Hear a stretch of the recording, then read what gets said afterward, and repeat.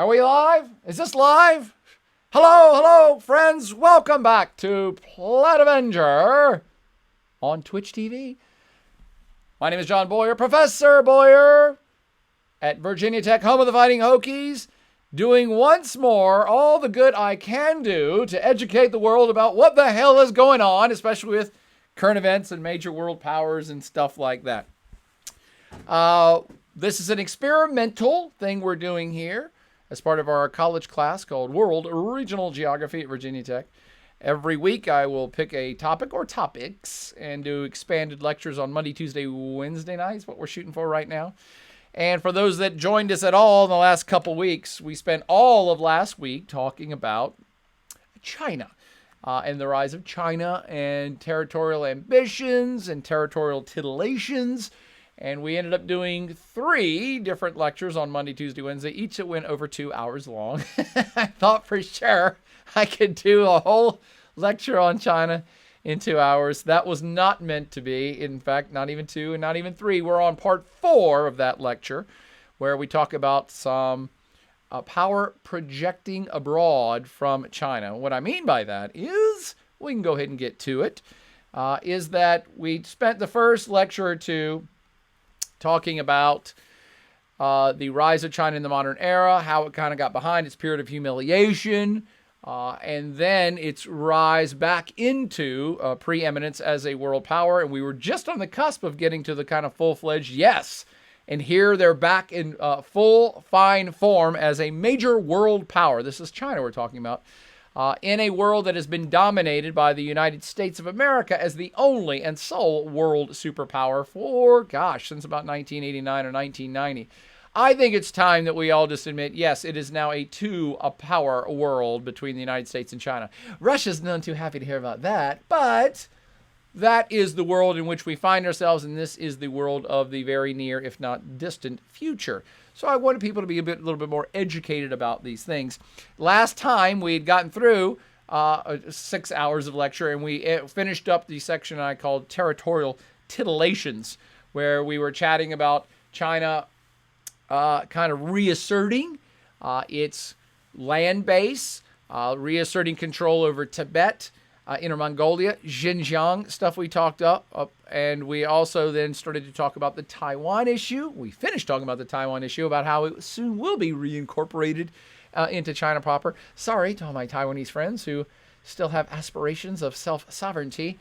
And we ended talking a little bit, and there's other territorial ambitions that China has just on its land base. That's why you've seen in the last month and a half to 2 months fractious relations between India and China, because they have a border dispute. Several parts of the India-China border under dispute. And in the last month and a half, there's been soldiers on both sides who have literally beaten each other to death with sticks because they don't have guns up in this high alpine, Himalayan, high altitude area of which no human should ever be even living in anyway. But they're fighting over the border there. So we got through this whole section of here's the China reasserting its land base. And for our final chapter, now China has, I believe, about completed that. Still's got to wrap up Taiwan and still has to sort things out with India. And that could take time. However, China's already passed that on to the next phase of it's not satisfied with just its land empire now. It is projecting its power outward to the rest of the world. Lots of different images here. Some nuclear weapons, some battleships, some aircraft carriers.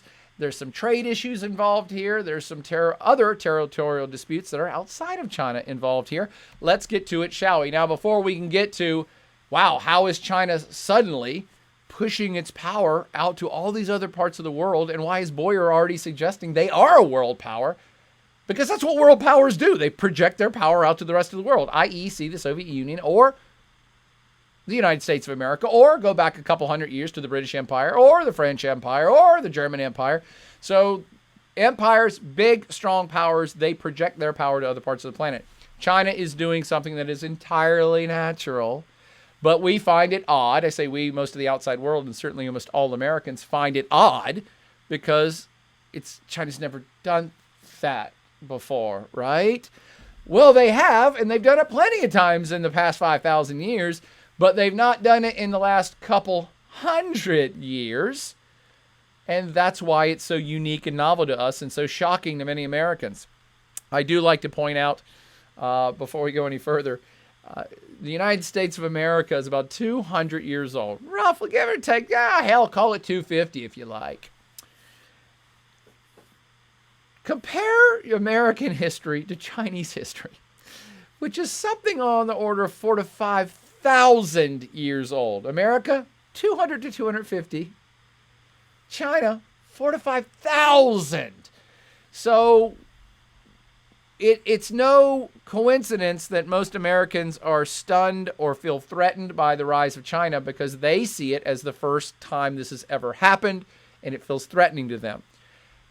And that's because the entire history of the United States for basically the last 200 years, China has been depressed, has lived through what we call its period of humiliation. You see here in bullet point 3.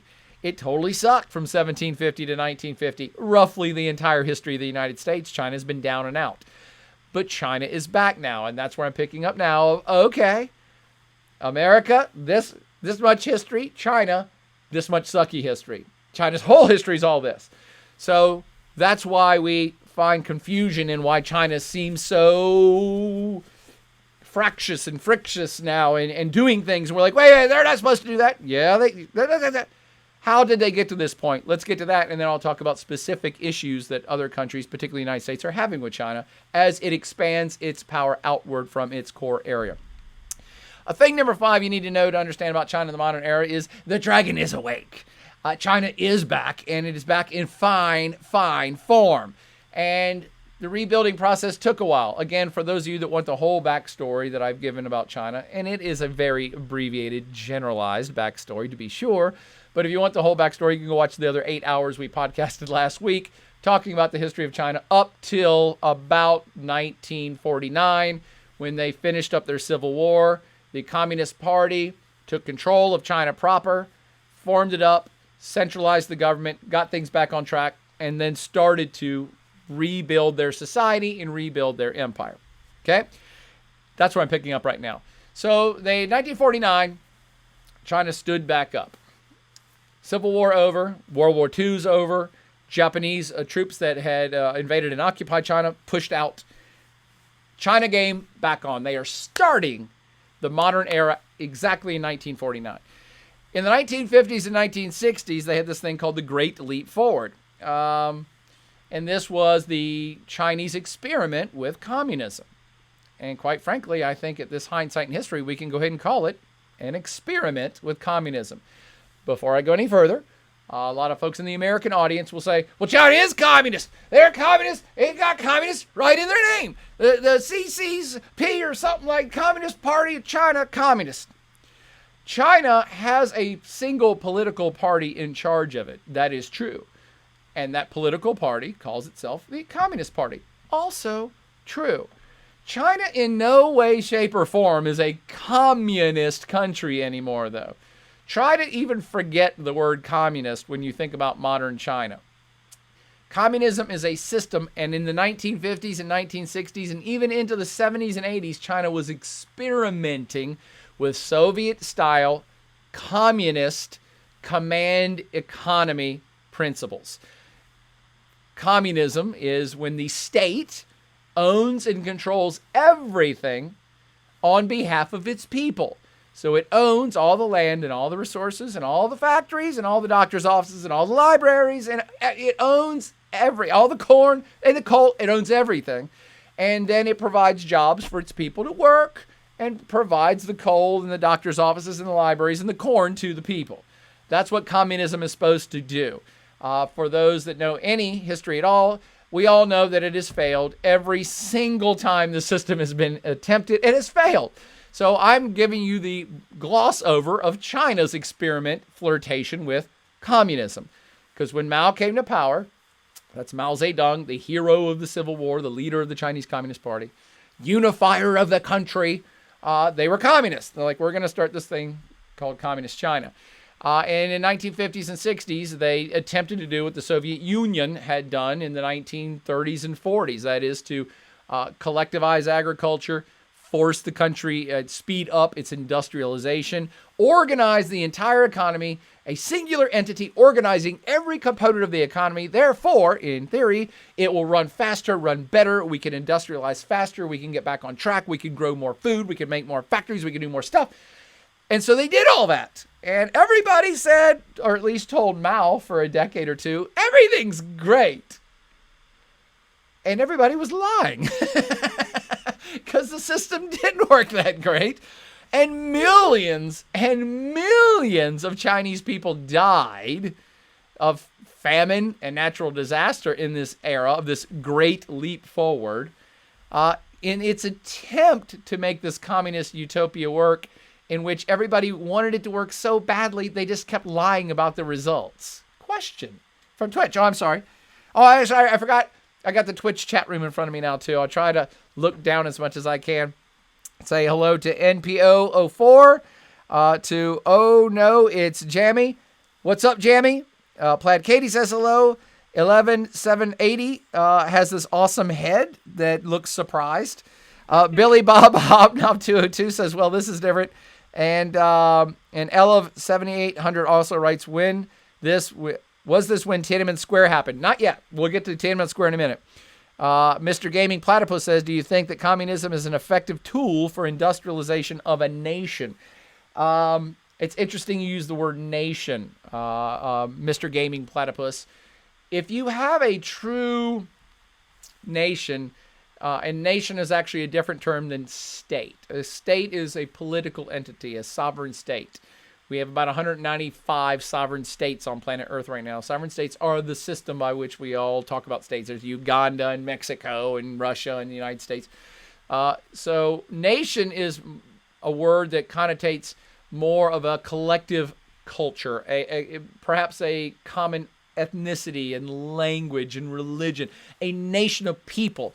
And so I only bring that up, Platypus, because indeed, if you have a kind of homogeneous nation of humans, and they're all on board for a project because they're all in it together and they all are from the same group, yes, you can do quite a few things and get some things done. The problem is that there aren't many states on planet Earth that are just one nation of people, and so people have differing opinions. Well, hell, even people within a nation have differing opinions. But if you have a group of people that feel this collective cultural energy and togetherness, yes, they can do lots of stuff. It doesn't happen that often under threat of force or a gun. However, the Soviet Union did a fair job of it. We often make fun, I make fun of communism all the time. Most people do, because it just doesn't work in the long scheme of things. But you do have to give some street cred to the Soviet Union, which was the first country that ever even attempted communism. And we, think of Russia today, the remnants of the Soviet Union, as kind of a failed state.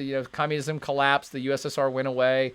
They sucked. They were broke. Their economy was horrific. There was all sorts of largesse and chaos and just poor systems. And that usually is the result of communism. However, you do have to give them some street cred, because under Joseph Stalin, under a iron-fisted Joseph Stalin, and combined with a collective sense of energy of the Russian people, they did really move Russia forward. I should say the Soviet Union, really was moved forward at a very rapid technological rate in the 1920s, 1930s, 1940s. Stalin really did catch Russia up. Again, Russia/Soviet Union. When the communists took over, remember, Russia was a czarist state. It still had a king. They called him a czar. They were woefully behind. They just got their asses handed to them by the Japanese in a war. They were horribly losing World War I to the Germans. It was a peasant state. They still had peasants, even though it was outlawed. It was a fairly backward economy, a fairly backward, technologically speaking, civilization.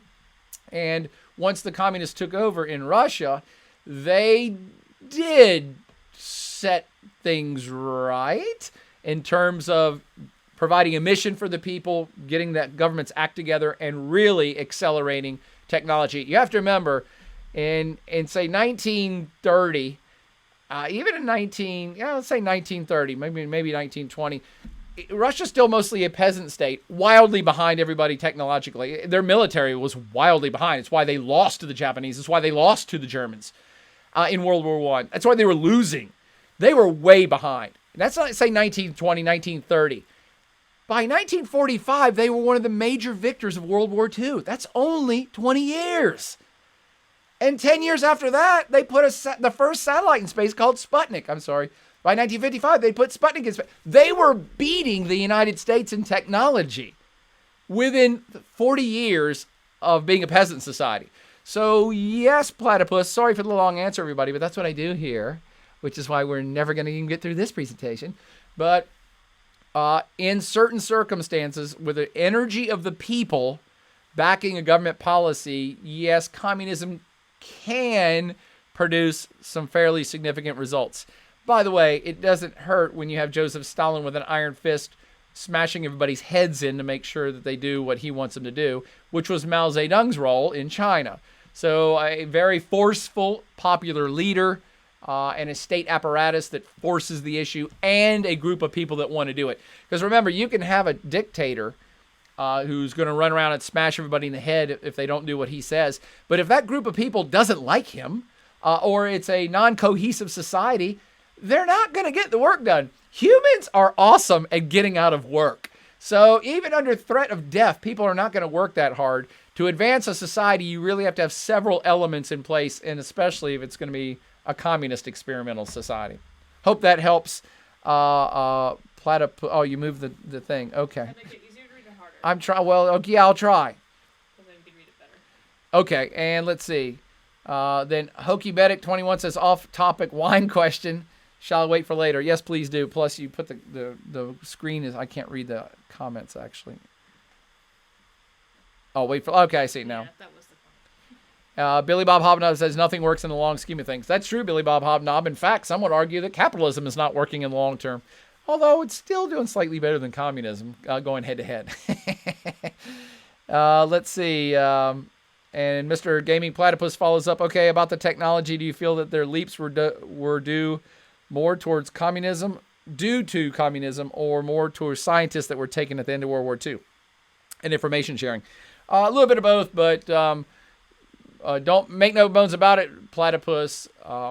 Before the Russians picked up a bunch of German scientists after World War II, which the United States did as well, Russia had already won World War II. So, no, I don't think that getting German scientists and some of the spoils of war from World War II certainly helped the Russians/Soviets become a little bit better yet. But they had already gotten there. The technological advances that were made by Stalin in terms of military technologies, communications technologies, and a lot of other things were done prior to and during World War II, not after. Again, they already had built themselves up to be able to compete and ultimately defeat the Nazis on the Eastern Front. So, yeah, they were pretty far ahead, or at least had caught up anyway. But now we're talking Russian history, and I'd love to do a whole lecture about Russia. But comparisons have to be made since we're talking about the Chinese experience. So the Chinese experience, by the way, the collectivization and forced industrialization of Soviet Union was no picnic for everybody, by the way. Tons of people died there, too.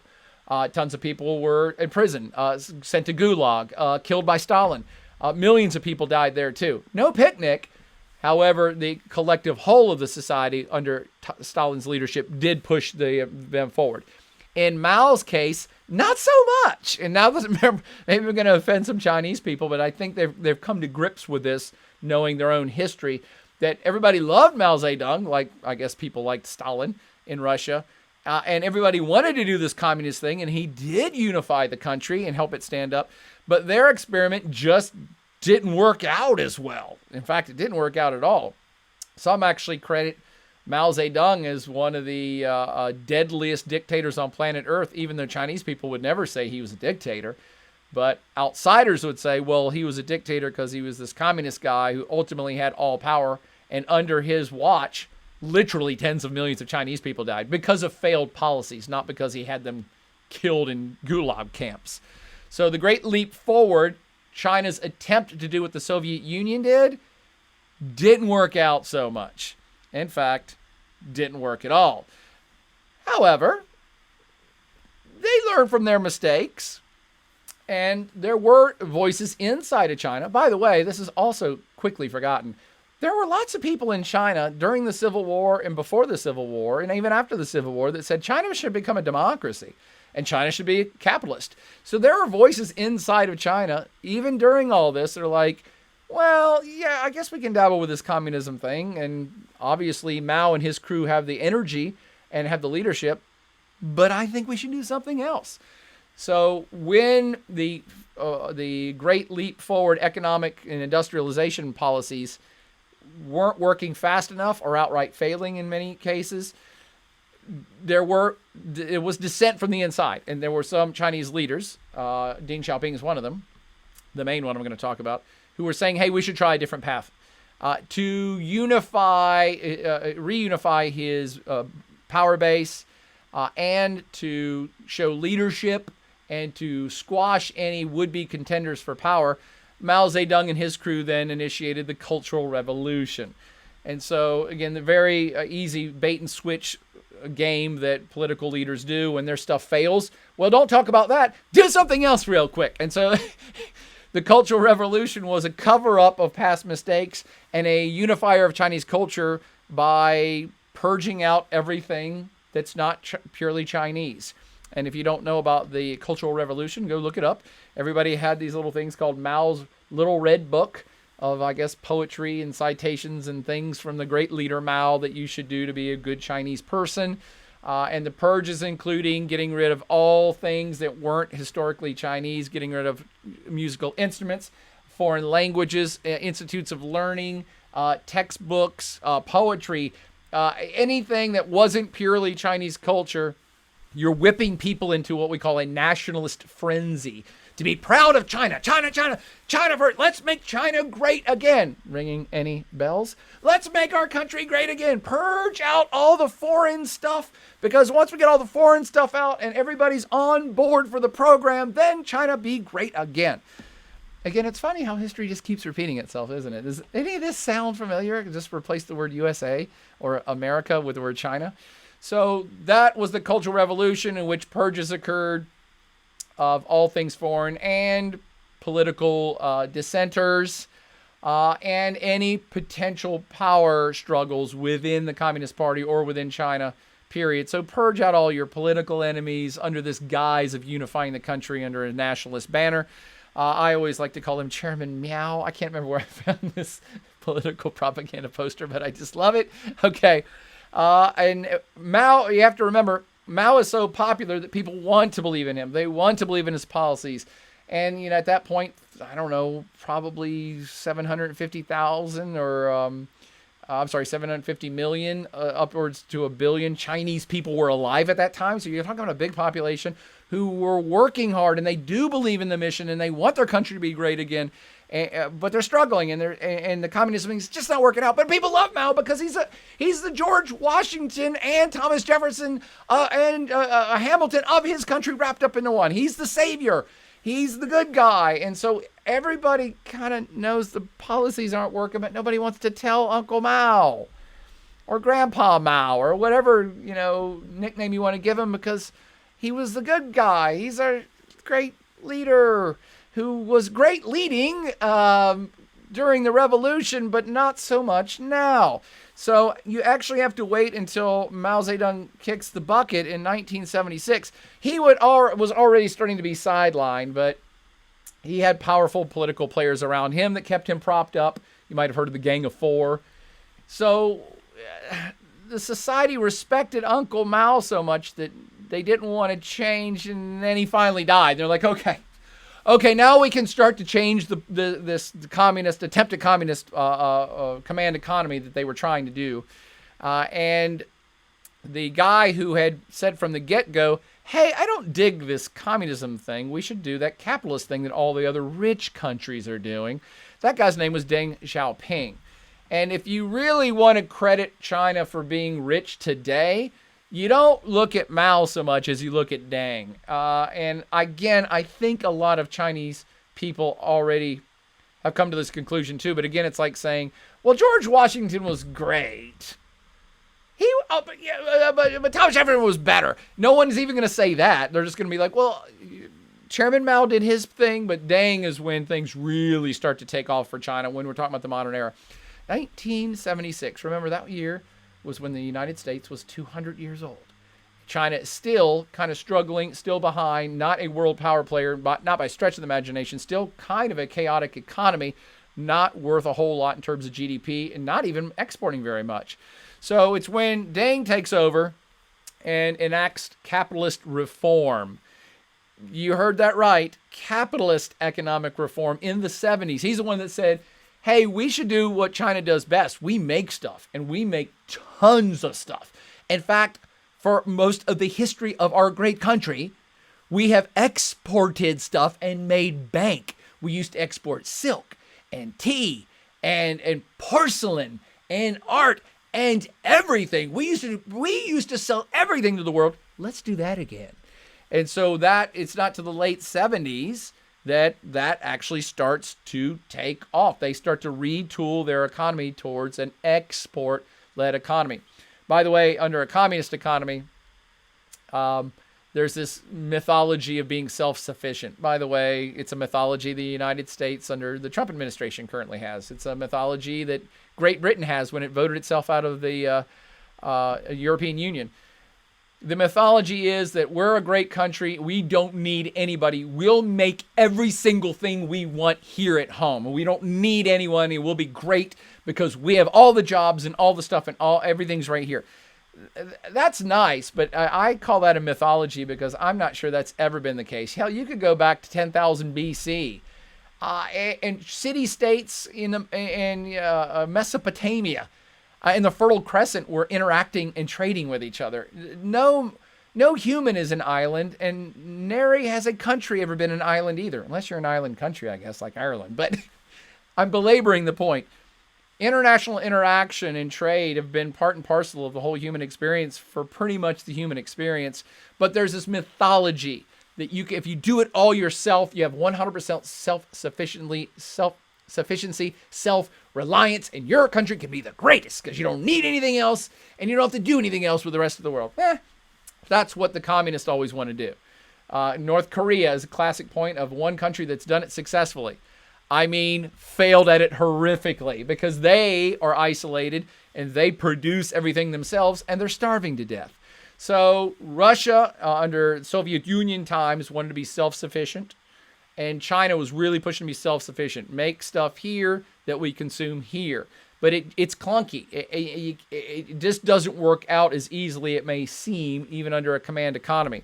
So in 76, when China got back to the good old days of what it was good at, which is exporting the living hell out of everything and raking in the international dollars that then you use to invest in your economy to make it better.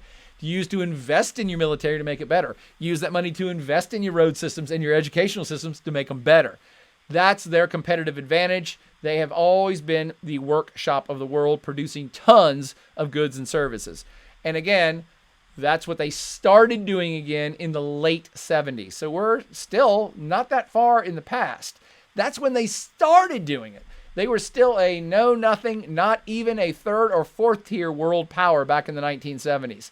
Look how far they're getting ready to come very quickly, though. Up to the 80s, they're going through this in the late 70s. All the way through the 80s, they're starting to rebuild that economy, that export-driven economy. And there are still some bumps along the way. The Communist Party, again, is still the party in charge of what the economy is doing. And by and large, people are pretty, I won't say happy. I don't know people living in China in the 1980s, but they were okay with the political system. It's a one-party state. The Communist Party makes all the decisions for the people, but the people were busy, so they weren't terribly distraught that they weren't living in a democracy. However, in 1989, a whole ton of students, and this is going back to my Mr. Gaming Platypus's question, by 1989, as the economy was starting to be incorporated into the global trade network, and again, communications were evolving too. I know you guys are all young, so you don't remember this. But back in the 70s, we had this thing called TV. That was about it. So you could see stuff happening around the world on a handful of channels. But communications really take off in the 70s and 80s too. So the world becomes more connected with information. Not even internet yet, but more communications, more interactions. People can see what's going on in other places. And people in China, particularly younger people, see what's going on in the rest of the world in terms of how far behind their country is politically as well as economically. Yeah, do you have a question? Oh, okay. I'll take a break to answer some questions. Okay. Billy Bob Hobnob says Russia had good technology, but they never got the hang of consumer goods like China has. Yeah, and Russia never got the hang of consumer goods like the United States did during the Cold War, which is why Russia lost the Cold War. Good point, Billy Bob. Hokey Medic says, in his defense, see, it's got moved again. In his defense, President Trump would never hand out little red books. They would be huge. They would be a huge red book, my friends. I don't know why when I try to do Trump, I kind of go into Bobby Kennedy. I don't even know. Huge. It's the huge thing. And Mr. Gaming Platypus back on a point saying, how did communist China view other communist countries such as East Germany or countries that CCCP founded / started? They had, I'm glad you asked that, Mr. Platypus, because this is also a often overlooked fact, true fact, not a fake fact, true fact of the Cold War and the relationship between China and Russia. A lot of folks in the United States, maybe Europe as well, believed, politicians, presidents even, believed that the Cold War was all about the capitalist democracies fighting against the communist countries. It was a battle of ideologies for the soul of planet Earth, right? And many thinkers and politicians and presidents believed that when China became communist, Soviet Union was already communist.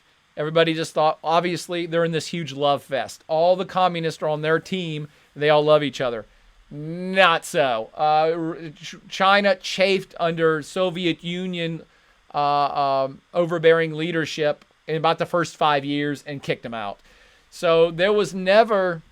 China went its own way, in other words, Mr. Platypus. China was focusing on China, much the same way it's doing it right this second. And China, tangentially, on paper, was allies of the Soviet Union, but really they didn't want to have a whole lot to do with them.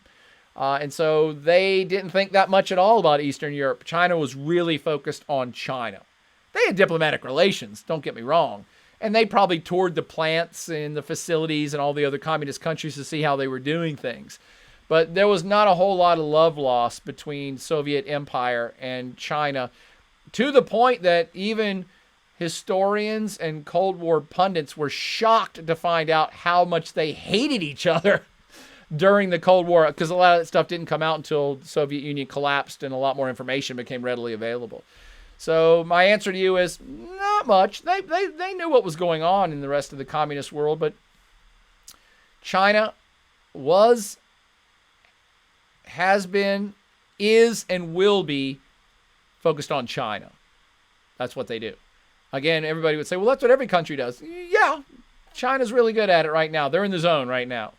So they weren't taking a lot of tips from a lot of other places.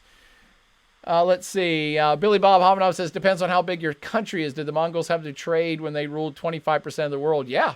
I dispute your hypothesis, Billy Bob Hobnob, because indeed one of the things that the Mongol Empire solidified and one of its most important features was that it cemented trade ties between East and West.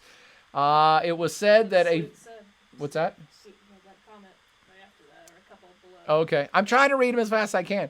It was said that during the height of the Mongol Empire, which spanned from today's China and Mongolia all the way to Eastern Europe and Baghdad and Egypt, and it was said that a virgin with a pot of gold on her head could walk from one side of the Mongol Empire to the other without ever being molested once.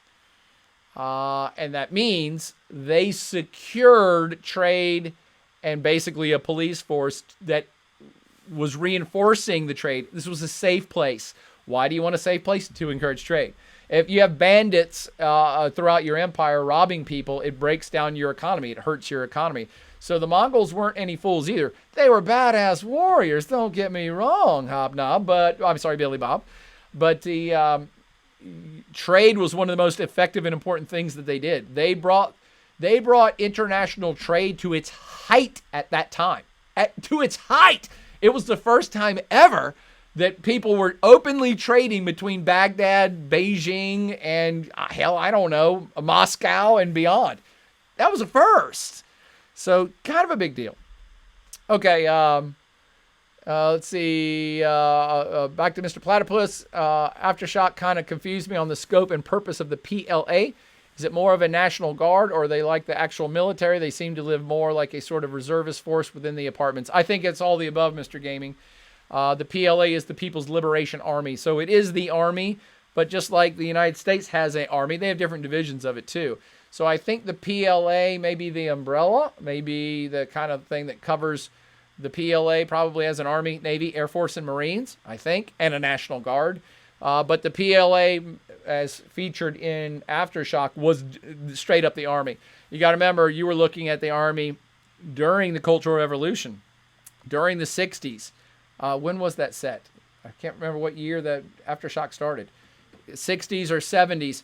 The Army has always been up front and in the society of Communist China. They are, I won't say the enforcers, they're the organizers and the enforcers and the workers. Communism is hard for us to understand because in our world, people just do what they want to do. And if you want to join the Army, go join the Army. But in a communist world, especially one that's early forming up as these first decades of China's modern history, everybody's doing everything. So the People's Liberation Army, yeah, it fought during the war and it was the national defense. But when they weren't at war, it's still active and it's out there doing stuffing and helping with farming projects and damming projects and civilian patrol and policing. And it's a little hard for us to get because it's a very different place. But back to 1976 is when the earthquake happened, which is that movie is such a perfect movie to understand China because now you know as well, probably from lecture or what I just said earlier, 1976 is one of the biggest, most important years of Chinese history because this huge earthquake occurred and Mao Zedong died the same year. And there was a third thing, I think a major military commander also died, and things go in threes for Chinese kind of mythology belief system. And so there was three huge things that happened that year, and one could say that the huge earthquake, the Tiananmen earthquake that occurred, set into motion, completely coincidentally, but a huge earthquake happened at that exact moment in Chinese history that was the start of the earthquake that was the Chinese real economic revolution for them to become the rich country they are today. But that's what I'm trying to get to, so let me get back to that right now. In 1989, a bunch of students thought that their country, China, was heading the same direction as, say, Soviet Union. Because if you ever asked yourself, why did the Tiananmen Square massacre happen in 1989? Because the Soviet Union was imploding in 1989. And as fate would have it, Mikhail Gorbachev, the then Soviet premier of Soviet Union, was visiting Beijing. And this was misinterpreted by a bunch of young people and maybe scholars as that Mikhail Gorbachev was coming to China to consult with Deng about how China was going to change and become a capitalist free market democracy, because maybe that's the way Russia was going. There was confusion. He just happened to be doing a state-to-state visit, but it was misinterpreted by people who thought it was going to be that China was changing and going to become a democracy more like the West, because that's what the Soviet Union was doing. So, but that was not going to be the case. The Chinese Communist Party, the CCP, has no intentions on relinquishing its power, even though it wasn't really being communist anymore. It was only communist in name, but they had the political power. And my friends, they have kept it right up to today. In fact, they're getting stronger by the minute in today's world. So China is what we call a one-party state. It's not a dictatorship, although Xi Jinping is getting close, because it's not about a single person being in charge of everything. It's about a party that's in charge of everything. When you have more than one political party, now you're getting into something like a democracy where people get to choose between sides. But in China, they have no choice. There is a party. The party decides all things. Okay? And when the Democratic inspired student protest cropped up, it was met with brutal force by the Chinese military. And Deng Xiaoping basically said, yeah, we're trying to change China. Everybody just relax, but we ain't changing that much. We're not going down that road. We're not going to lose our power here at the top. So they brutally suppressed it. And again, I talked about communications. Now we're in the late 80s in an era of telecommunications worldwide. People see this. I think it's when MTV starts. Actually, MTV started in the 80s. So again, communications are important to understand the evolution of communications, because had Tiananmen Square happened in 1960, no one would have known about it. No one would have known about it. It happened in 1989, just as China was starting to get back into the international game, starting to interact more with the world, certainly economically, and starting to politically. And then this was a huge stain, a big egg on their face that the world got to see them punitively smash and fire hose a bunch of kids who built a toilet paper roll Statue of Liberty in Red Square. So that was kind of a big deal. And there's one thing you need to understand that China definitely hates. It's embarrassment. China does not like to be embarrassed. So it put the further clamps down on any future movements of things of that nature. And it restrained itself more than it ordinarily would. China in 1989 and the Tiananmen Square massacre certainly restrained itself much more than it would in today's Xi Jinping world. If another Tiananmen Square protest occurs, I hate to say I know everything, but Xi Jinping will not play. And there won't be 20 students there before he'd send up the troops and the tanks to run them all over.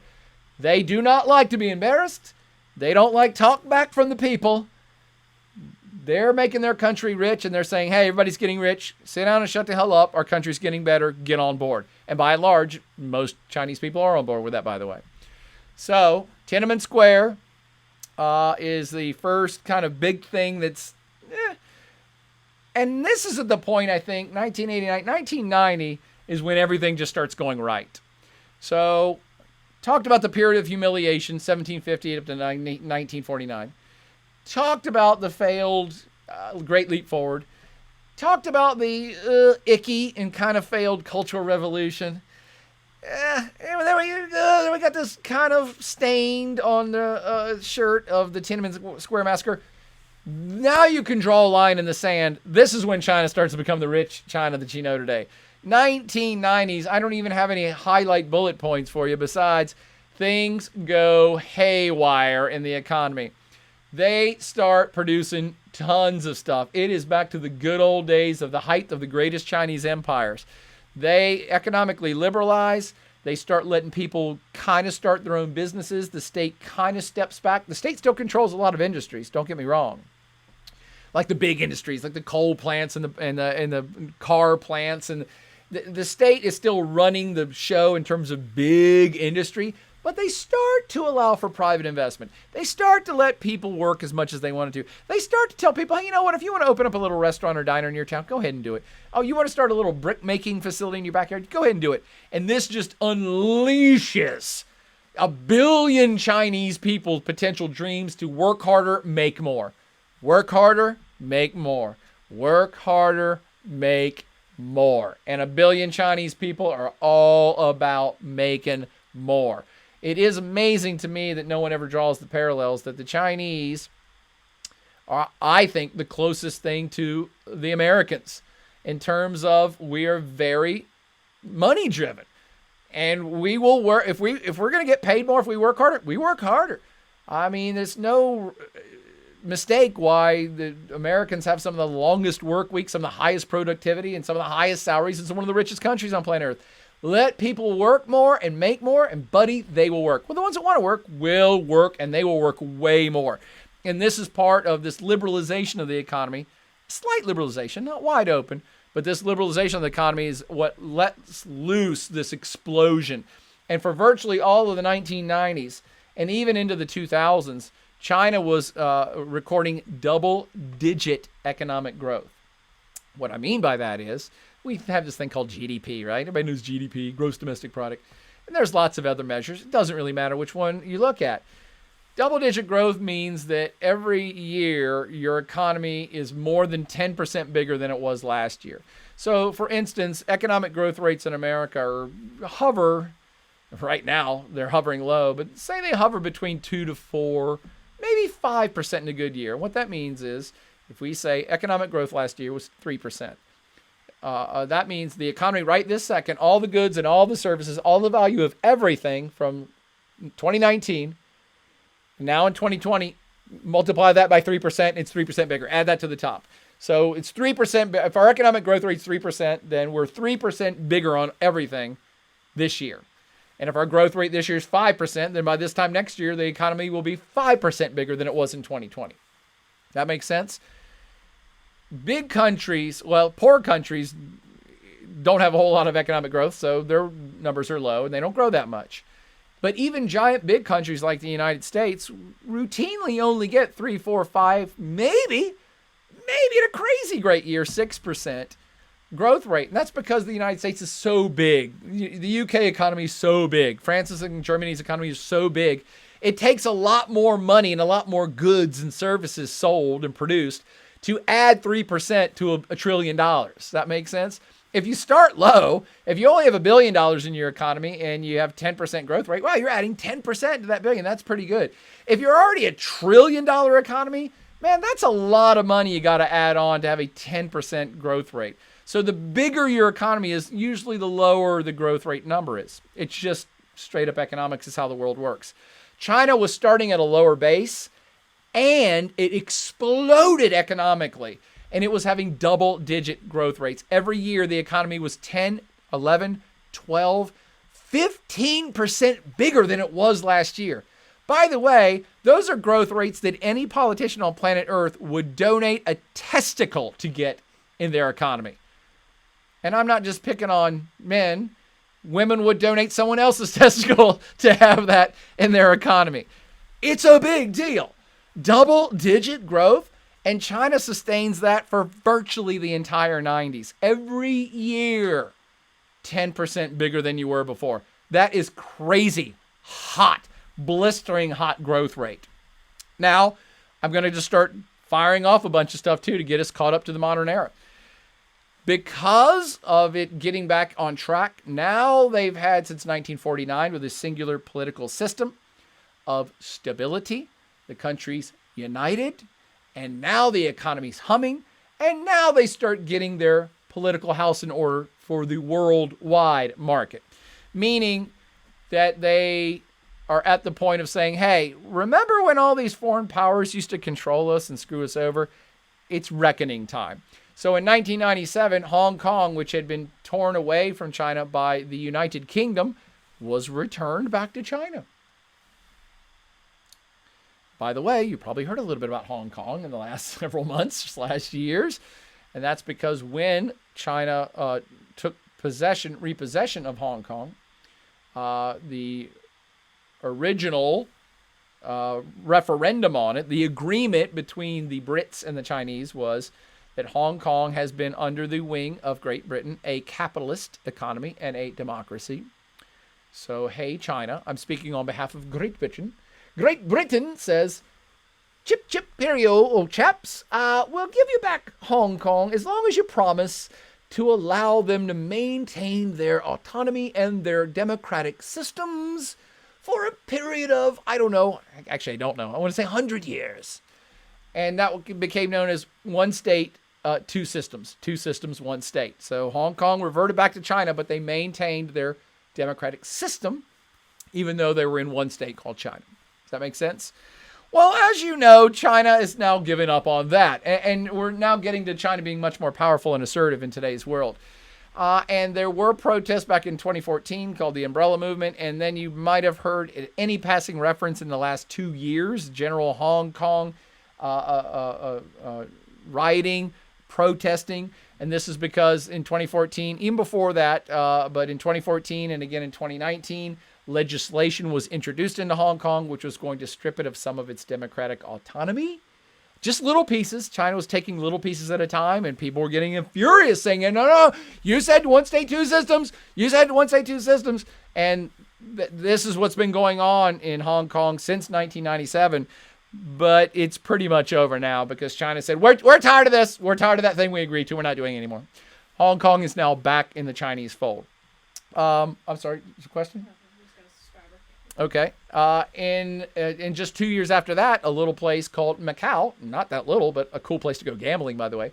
Macau was another city-state that had been taken over by the Portuguese, I believe. Portuguese or the Dutch? I think the Portuguese in southeastern China. And that was returned back to China proper. Into the year 2000, the United States of America established favored nation trading status with China and supported its entry into the WTO. By the way, I made this slide in like 2005. It is interesting that Donald Trump, U.S. President Donald Trump, when he was running for office and ever since he's been in office, has routinely referenced this period as a huge mistake for the United States. And he has a lot of people who agree with him on that. The United States theory was at the time, well, if we allow China into the League of Nations, if we allow them to enter into all the clubs that all of us other capitalist democracies are in, then they'll eventually probably start becoming more like us. And everybody at the time thought that. I might have thought it too. I can't remember back 20 years ago, but almost all world watchers were like, hey, yeah, China's already in the UN. It'll get in the WTO. It'll get into some of these other trade blocks and trade groups, and everyone will live happily ever after. Donald Trump and his like were saying, hell no. These guys are just going to take advantage of the system and game the system for their advantage. And I can't believe I'm saying this, but yeah, Donald Trump and them were right. And it's one of the reasons why you're having such trade friction with China and lots of other countries in the world, not just the United States, in today's world, is because China was encouraged to enter these organizations, everyone thinking they'd behave one way, and instead they just behaved China first, make China great again, take advantage of these organizations we're in order to game the system to our advantage as much as possible, including technological transfers from companies worldwide. Anytime you wanted to set up a company in China, they made you sign a disclosure agreement that you had to disclose all of the technologies you were using in your Apple iPhone plant or your Nike shoe plant. You had to give China all of the technology or something like that. And Donald Trump and others have said that they've manipulated currency to give themselves a better, favorable trade relationship. So if you devalue your currency, if you keep your money cheap, that means it's easier to come buy iPhones from your country because they'll cost less money. And so people will want to buy more stuff from your country because your money's not worth as much, which means I can get more bang for my US dollar in China because your money's worth less than mine. So people have accused China of artificially depressing the value of its currency, the yuan, and a lot of other, and not doing quid pro quo. So people who are accusing China of bad trade deals are saying, well, then China did all that. And then they also would say, hey, we'll sell you 1 billion tons of steel if you buy 1 billion tons of cars, and that China would do its side of the deal, but then not buy stuff back. This is what, again, the Trump administration and other thinkers like them have said for years of, hey, these guys they're not playing by the rules of the club that we let them in. I'm sorry, is there a comment I got to read? Okay. So, as I said, 1990s was pure on fire economic growth for China. And then the 2000s, it really caught fire because now they start to catch up technologically on everything they were already behind, that they were still behind on. Now you're getting car technology transfers and microchip and computers and cell phones and this is the birth of this place called Huawei, which you've also probably heard in the news. One of China, by the way, I love it that I've kept all my old presentations. These are news stories that I would have pulled the day I gave this lecture 20 years ago. And so Huawei Technologies blazes trail for Chinese firms in Africa. One of China's fledgling multinational companies. When I got this story, Huawei was a fledgling Chinese company. It's dominating the world now. I could stop right there. Just with that. I've been lecturing about China since before there was Huawei, and now Huawei dominates the world for 5G. So much so it's a national security risk to some countries. That's just the last 20 years, my friends. Just the last 20. So China is completely awake. China is back. And I now am finishing off with saying China has, and some are still saying will, resume its rightful place as a major leader of Asia and a world power. I think it already has. Right? It already has. Yes. Oh, look at the chat room. Okay.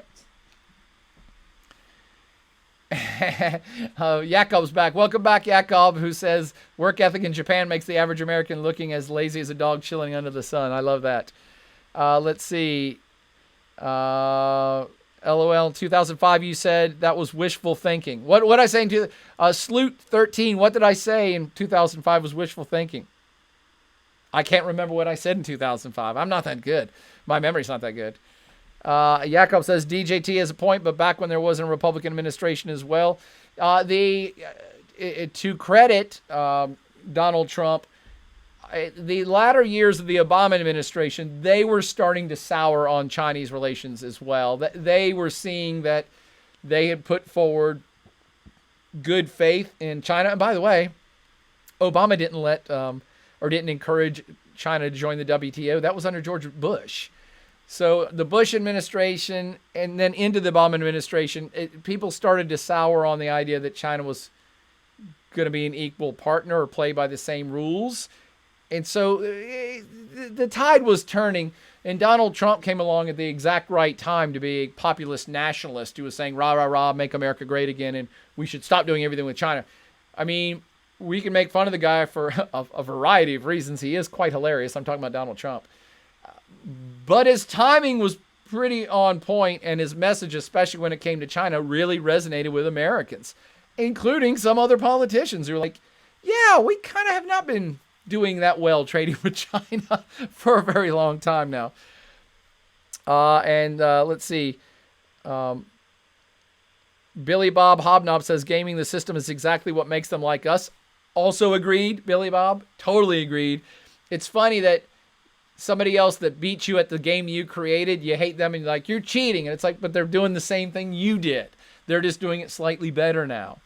That's our first subscriber too. Oh, and Woogie Boogie subscribed with Prime, our first subscriber.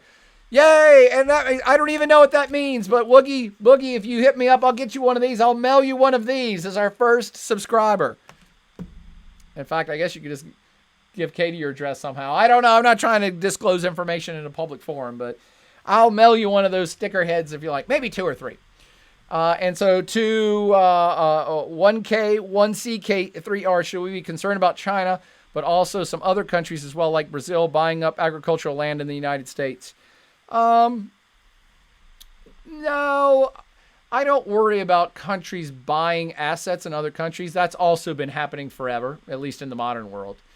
And I will clue you into my age. I remember it was totally racist, but widespread usage in the 80s was targeted against Japan. So remember, China's still out of the picture in the 80s. It's still getting its feet. Japan was the powerhouse that America was buying all of its electronics from, and TVs and cars. That's when cars started to make it into the American market, and good cars like Toyota cars, which would last for like 500 years. And so there was a bit of a racist backlash of they're taking our jobs, but also if you drive a Honda, you should move to Japan, or you hate America if you drive Toyota. I mean, I remember this shit. It was quite vivid to me because it's like I remember being a kid going, "Why? It's just a car. I don't care." But yeah, the same. And the Japanese were so rich at the time too. By the way, they bought up 30 Rockefeller Plaza. I think the Japanese had bought, not the government, but big firms had bought up stuff. The Saudi nationalists buy property in hotels in Vegas all the time. Rich people everywhere, rich business entities everywhere buy stuff as an investment. So I'm not terribly worried because I've seen this story before, and it continues to happen. And by the way, American companies buy assets in other countries too. The Chinese don't allow it so much, which is why people say it's unfair. But it's not anything to worry about. Worst case scenario, the U.S. and China were to get into a war, the U.S. would just confiscate all Chinese property in America. So that's not something that is terribly disconcerting to me. Never has been. Okay. Let's see. Should I answer more questions? Because I'm already getting way behind. I'll try to answer all the rest. Hope that helped 1CK3R. Sloot13 says that China was going to become more like the rest of us by letting them join WTO. So I did say that. I said it was wishful thinking. Sloot13, if you're telling me that over a decade ago, I said that it was wishful thinking that China would behave like us if we let them join a WTO, I will take that. I will take that all day long as pretending to be right. I hope you're right, Sloot13, because my instincts about the way that I've lectured and the way I think about the world, I do kind of remember those. I don't ever remember things specifically I said, but that was my instinct even 20 years ago. If memory serves, I'm like, yeah, I think China's going to do what China wants to do. And China routinely, throughout all of its history, looks out after China. Make China great again. That's it. Again, I'm going to continue to draw parallels between the United States of America and China. Make China great again. Make America great again. Our country's greatest. No, our country's great. Like, sure. The only difference between America and China is that there's 4 times as many people there, and they're Chinese. That's pretty much the only difference. They work hard. They play hard. They want to make money. They want to make better lives for themselves, and they do it. And that's what America does too. Even though Sloot says, don't ask me to pull up my class notes, I didn't take any. Shocking! But I'll bet you still got an A. Thank God. Yakov throws in that Huawei's founder is an ex-military guy in China. Such a record could probably never win over the Western market. Yeah, that's true. But man, is that dude rich now. Woo! Huawei me away. I'd take stock in that any day. I wish I was smart enough to invest in that stuff. Okay, but I want to get through this lecture because I was actually going to try to get to the projecting power part. And here we are. We're already over an hour already. Okay, let's do this. Okay. Hokey Medic says, I heard some of the more wealthy Chinese people were buying vines from around the world and planting them in Western China. Any good wines coming out of China? Yep, sure are. Look for the Shanxi province, which is kind of almost dead center in the country of China. It borders the Inner Mongolian province. Shanxi, Chaanxi.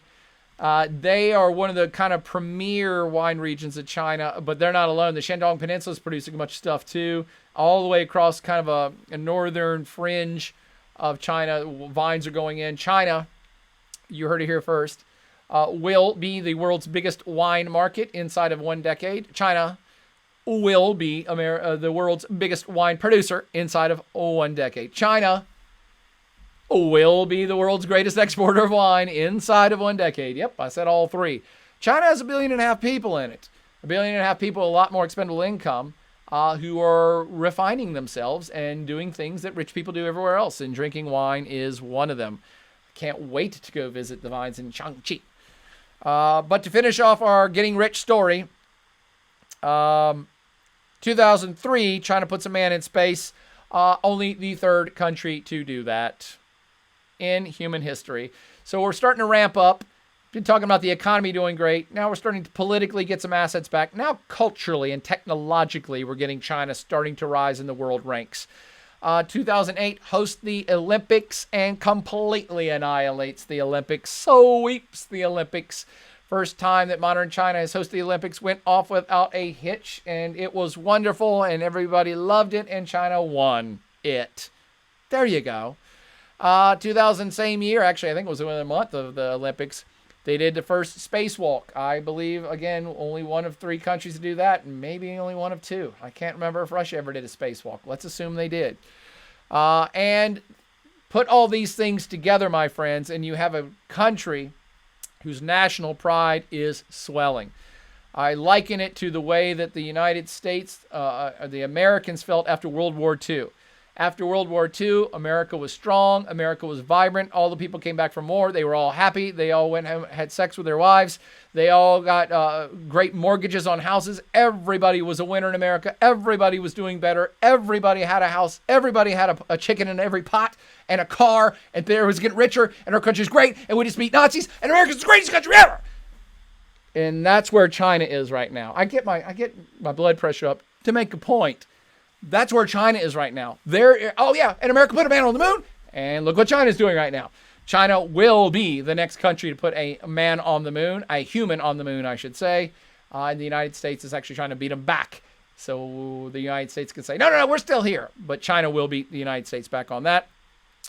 At the same time period I'm talking about, millions, hundreds of millions of people pulled from poverty. Between 1981 and 2005, an estimated 600 million Chinese people who are below an international poverty line are now not in the poverty situation. The biggest movement upwards of that many people, as far as we know, in human recorded history. Again, we're talking about 25 to 30 years. And this is an old statistic. That's from 2005. It's more now. So what you have is, in China, a very proud nation after 200 years of humiliation and 30 or 40 years of failed economic policy, finally getting its act together and storming back into its rightful place on the world stage. So much money being made now, the hugest middle class on planet Earth, into an area of conspicuous consumption. And I love the term conspicuous consumption because it brings us back to what I was talking about with wine. Conspicuous consumption is that you want to impress. You buy stuff and you show stuff and you have a car better than your neighbors because it's a status symbol. And we now have 1.5 billion people in China. Not all of them are rich. There's still lots of poor people. Just because they have the biggest population in the world. But they now have such a gigantic burgeoning middle class. They got more millionaires than any other country. They have more billionaires than any other country. They for certain will have the first trillionaire on planet Earth. I shouldn't say for certain, but likely they'll have the first trillionaire. Probably the Huawei guy. So this is a place where there's a lot of money that's being infused into it. And I think it's important to understand this because China now is at a place that it doesn't need the world as much as it used to back in the 80s. So remember back when I was talking like a half hour ago saying, oh yeah, well the communists wanted to be self-sufficient and Deng Xiaoping and others were like, no, we should make money off the world and then we'll become self-sufficient. And by golly, they're getting there because when you have conspicuous consumption, what that means is you have a giant middle class, you have a consumer class. You have a class of people that are buying the products that they are themselves are making. That's why the United States got rich, by the way. That's why the United States won the Cold War. The Soviet Union was clunking around trying to, make Volkswagens out of rutabagas. In a very dysfunctional system that was corrupt and it was every man for himself and nobody cared at the same time because they were producing bombs and tanks and tractors and having people work in these inefficient factories. In America, people had a domestic economy. So people that worked at a clothes company could buy the clothes. People that worked at the car factory could buy that car. They were making enough money to buy the goods and services they themselves were producing. That is a domestic economy. It means you don't have to care if the world system collapses because you have a domestic, self-contained economy. China has just reached that in the last 10 years. So now it's on cloud 9. It still exports tons of stuff. And yes, if the world economy were to shut down, yeah, China would be hurt. But they have a domestic economy now, much like the United States, which means it will keep going. It will keep going. Very few countries on earth have that. Very few.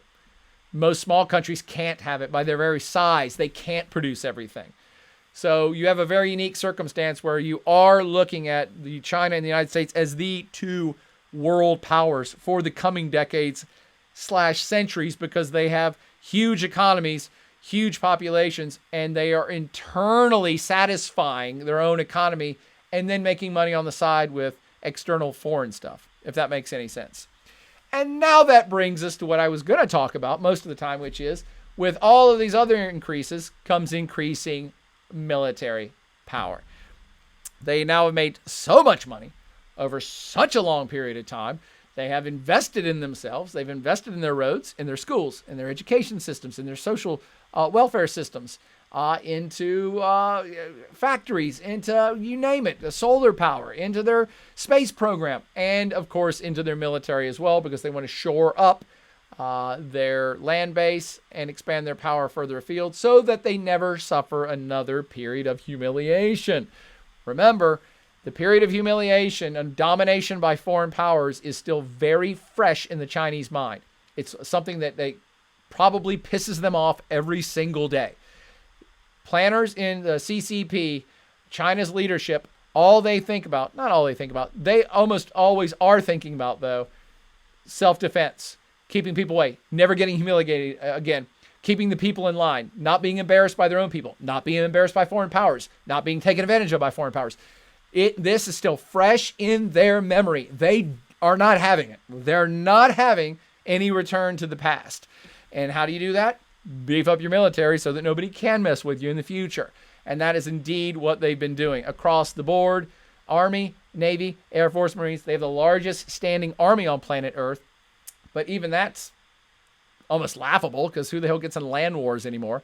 They are a nuclear declared power. They have nuclear weapons. They now have the technology and the factories and the manpower to have the best soldiers, the best equipment, the best tanks, the best planes. Do they buy a lot of the stuff from other people? Sure they do. They're starting to make their own, and make their own they will continue to do, back to self-sufficiency in ammunitions and defense stuff as well. With this increased power, their international reach is starting to swell. They are starting to get back into disputes about territories they have not thought about for hundreds of years. Why? Because now they have the power to follow through and to get the things they want in those other territories. There's a reason why there's friction on the India-China border right now. China's in a position to take back what it wants. It's now taken back Hong Kong. It said, we don't care what we agreed to. It's ours because we're military powerful and no one's going to do anything about it.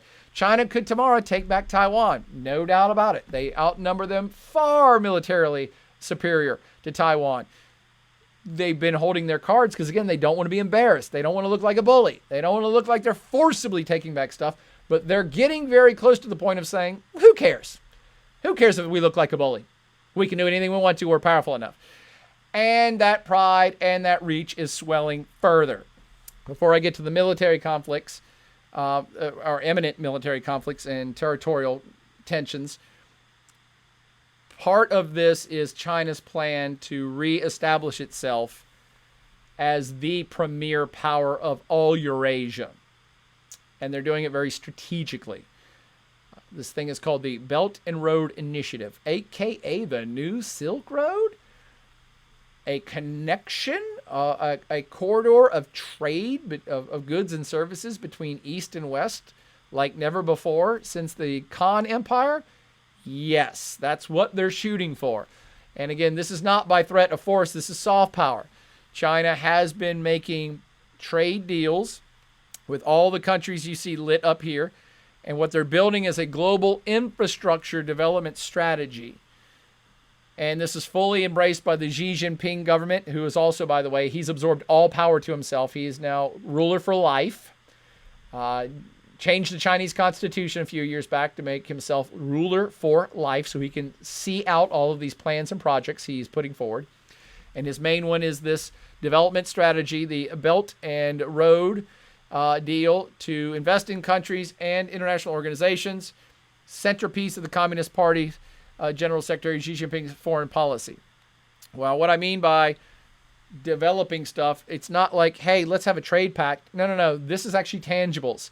So in the belt economies, and it's funny that the Chinese call the belt economies are the actual roads. Physically, what we would call a road, they're saying that's the belt. And then the one road economies, that's actually sea routes. So I don't know how they came up with the terminology. Maybe it's just a translation thing.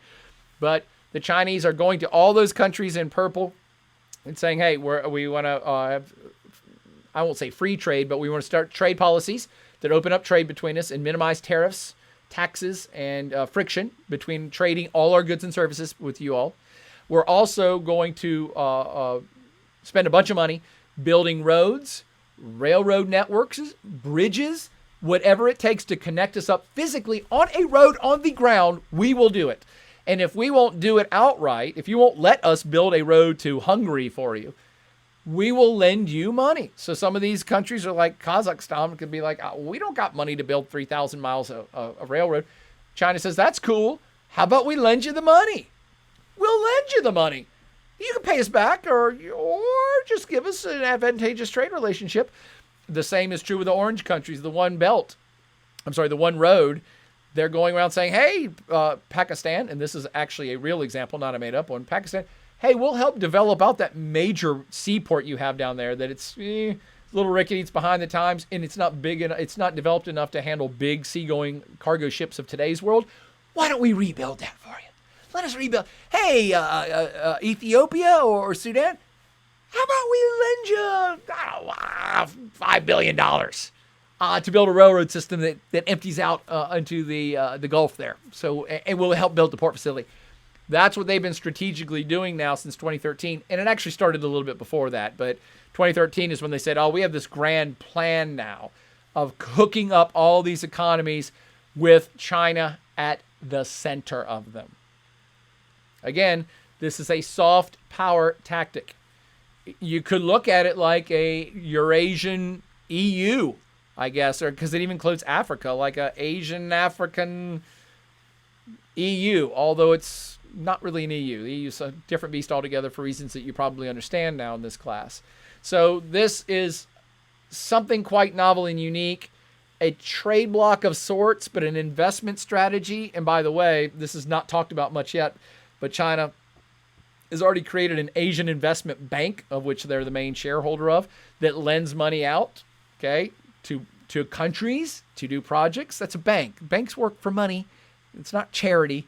So China is fast becoming the financial and economic and transportation and communications epicenter of Eurasia, Africa, whatever you want to call this Pacific Indian Ocean beltway. And it's kind of a gigantic big deal. The Chinese think in terms of decades, not political cycles. In fact, the Chinese think in terms of centuries and decades, not years and political cycles.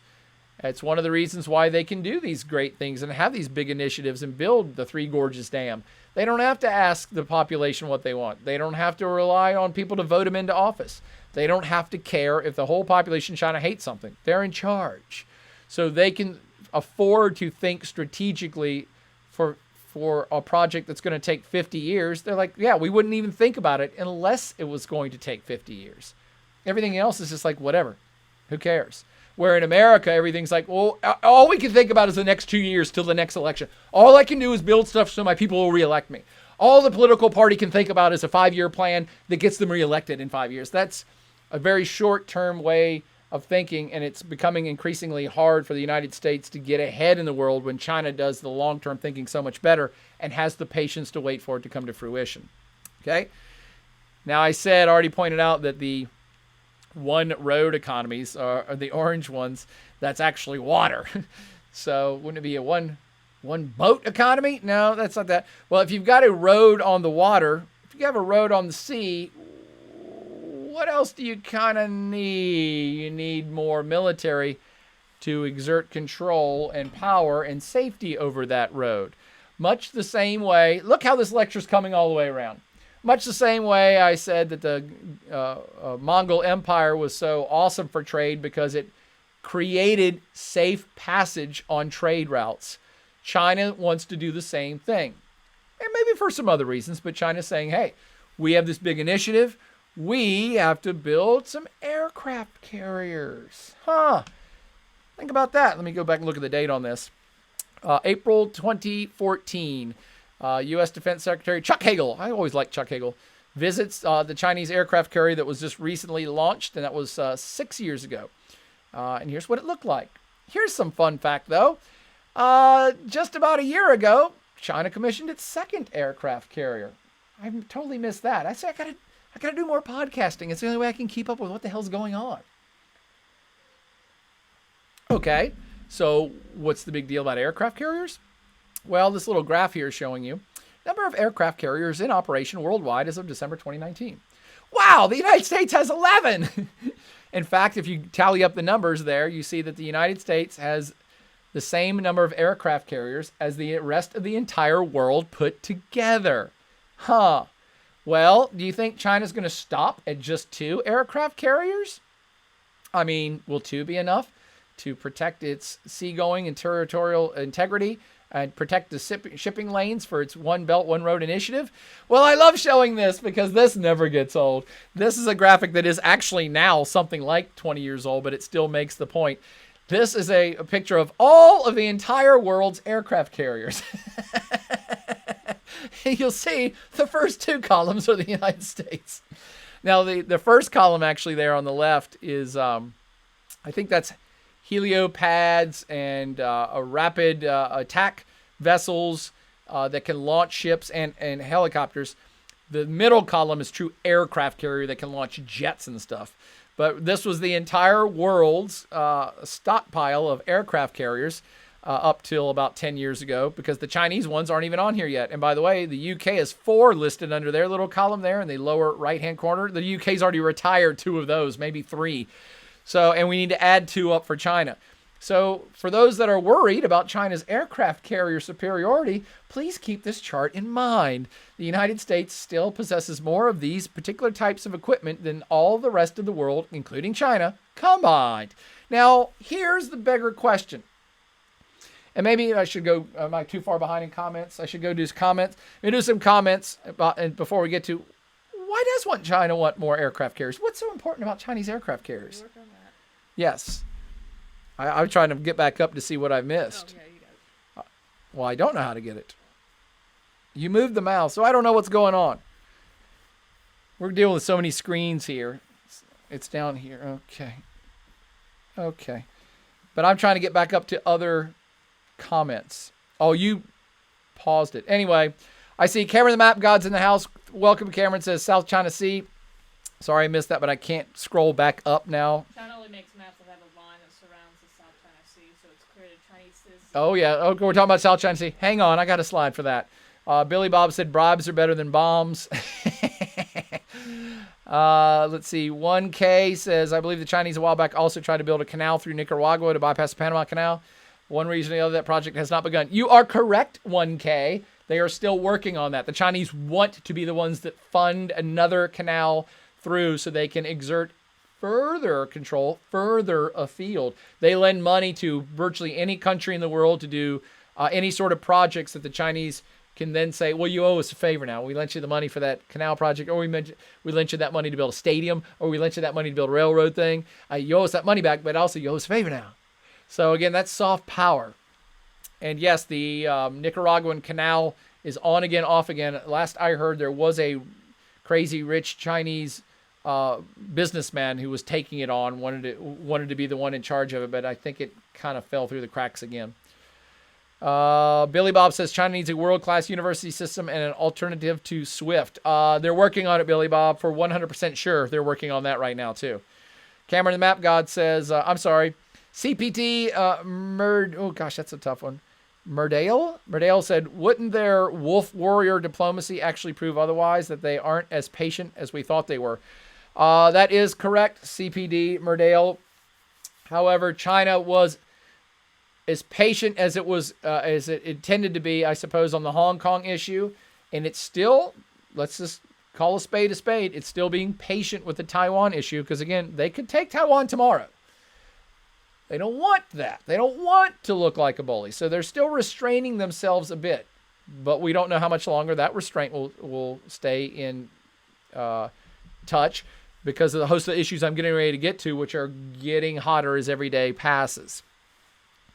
Cameron the Map God says, didn't it buy the first aircraft carrier from Russia? It did. Towed it around, retrofitted it, and fixed it up. The second one, I believe, is completely homegrown. Let's see. 1K says they're testing an alternative to SWIFT using digital money that handles the settlement. That's a good point, 1K. And I meant to say this earlier. With China becoming an epicenter of so much trade and action in the Eurasian, African realm, you have to think that China's going to develop its entire own monetary system that other countries will sign on to. This is something that terrifies the United States, by the way. Right now, the United States dollar, the U.S. dollar, has been the world standard for as long as I've been alive. And that gives the United States some strategic advantages in terms of its own currency manipulation and lots of other things. The lending and borrowing and moving of money, the U.S. has some strategic advantages because everybody uses the U.S. dollar. I believe it's got to be coming soon that China says, Belt and Road Initiative, yuan's going to be the official currency. I've reported in classes before that there's been talk between China and Russia for at least a decade, since I've been following it, of creating even a gas and oil hydrocarbons kind of cartel between those countries and moving off the U.S. dollar and making a ruble or yuan-based system for that. So with the things that are happening and the way it's evolving in this part of the world, you just have to accept that China will be leading new international institutions soon that do not use the U.S. dollar as their standard. And that spells a bit of turbulence ahead for the United States, part of the friction between the two great powers that we'll hopefully get to by the end of this lecture. Oh, I'm actually doing pretty good. It's been a mere hour and a half. Let's see. Karen the Map God says aircraft carriers can help other countries with their humanitarian problems like earthquake provides medical food and even electricity. That's a very kind way to think about it, Cameron the Map God. But what do powerful countries really want aircraft carriers for? What do China... Boogie kind of said it. Oh, I missed it. Where's it at? The bright purple. Oh, power projection. Woogie Boogie. I'm sorry. With it blocked out like that, I missed it.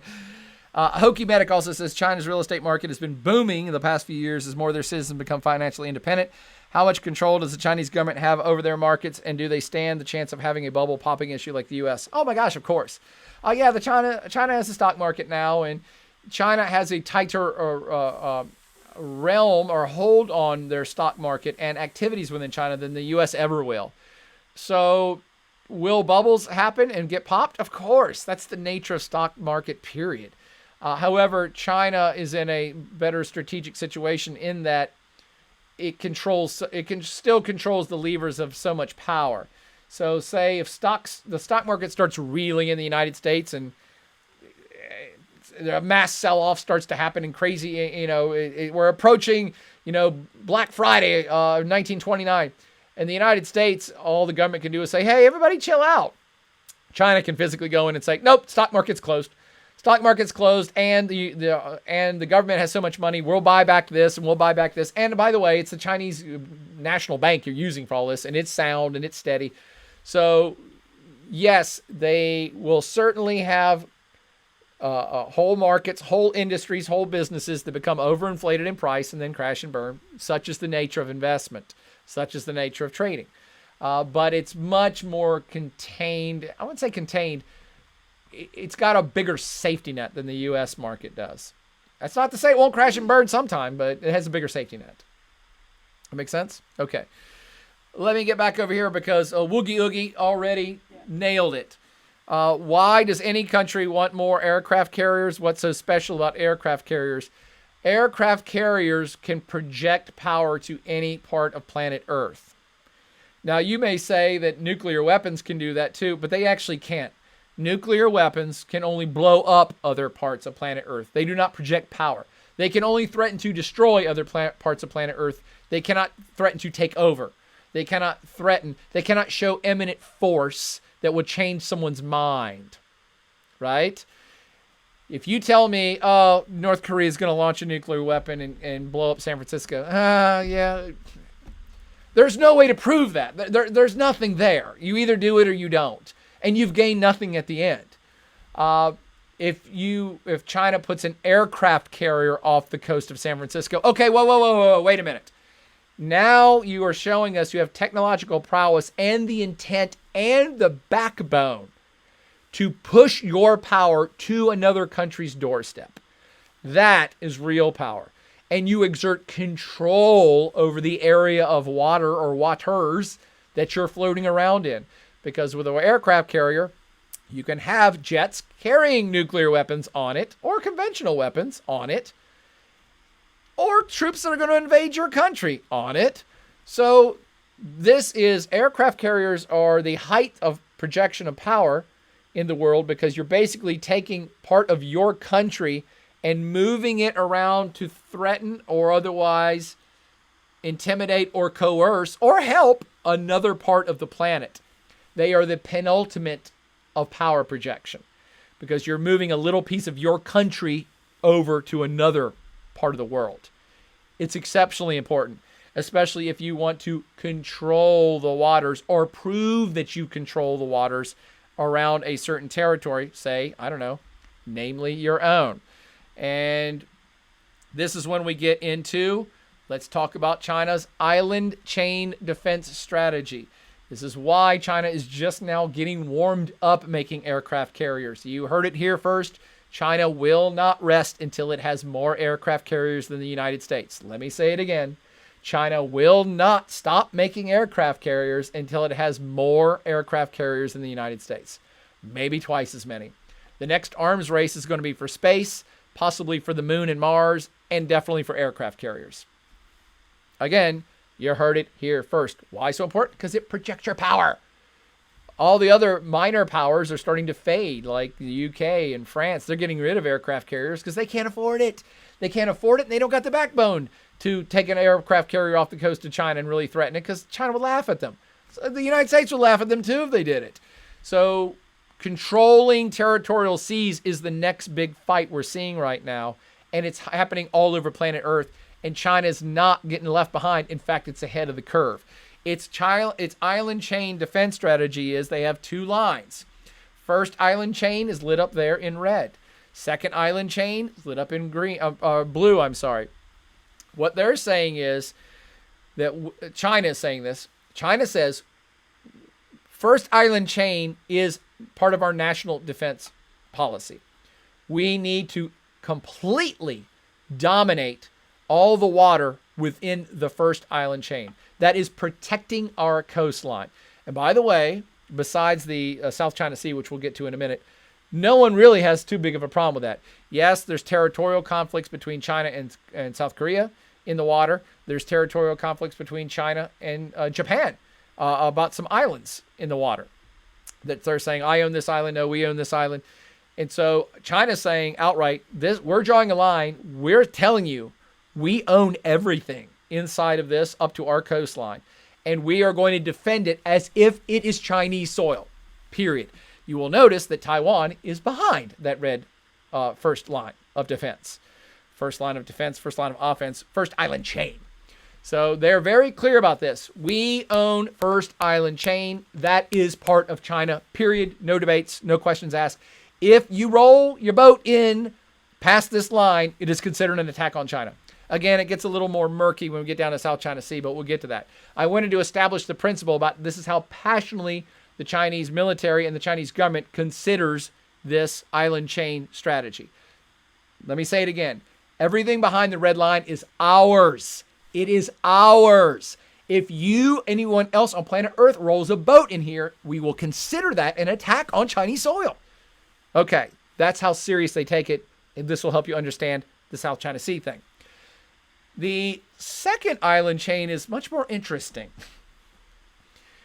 because it kind of encompasses Japan down to Guam, which the United States controls, all the way down to the Philippines.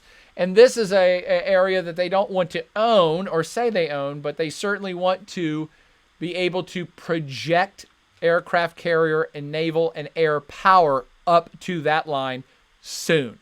So again, they haven't completely sorted out everything behind the first island chain. Second island chain is their wish list. They will be able to defend those waters with their advanced military in the very near future. Make sense so far? First island chain, second island chain. By the way, here's what those the U.S. version looks like compared to the Chinese version. I will only note that the U.S. version and the Chinese version mainly differ because in the Chinese version, China goes ahead and kind of carves off pieces of Japan and Korea. It says, well, Japan is an island chain, so Japan is part of our first island chain. I'm not suggesting that they're going to take over Japan, but thinking strategically and defensively, they're saying we will defend everything up to this point as if it's ours. Okay? All right. That brings us back to this expanding territorial reach. Some would say that's actually a third island chain as well, by the way, that goes out to the middle of the Pacific to include Hawaii. Again, not include like China's going to own it, but the island chain strategy is about how far afield can we defend? Can we territorially defend ourselves? Can we territorially control these waters? So again, for those that are brave enough or brash enough to say, oh, we have a third island chain that goes all the way up to Hawaii. Basically, they're saying, hey, China owns half the Pacific Ocean, or we will strategically defend half the Pacific Ocean. Okay? So now we get back to, okay, to get these island chain defense strategies in place, now we have to start looking at some brass tacks, and it's starting to cause some problems worldwide.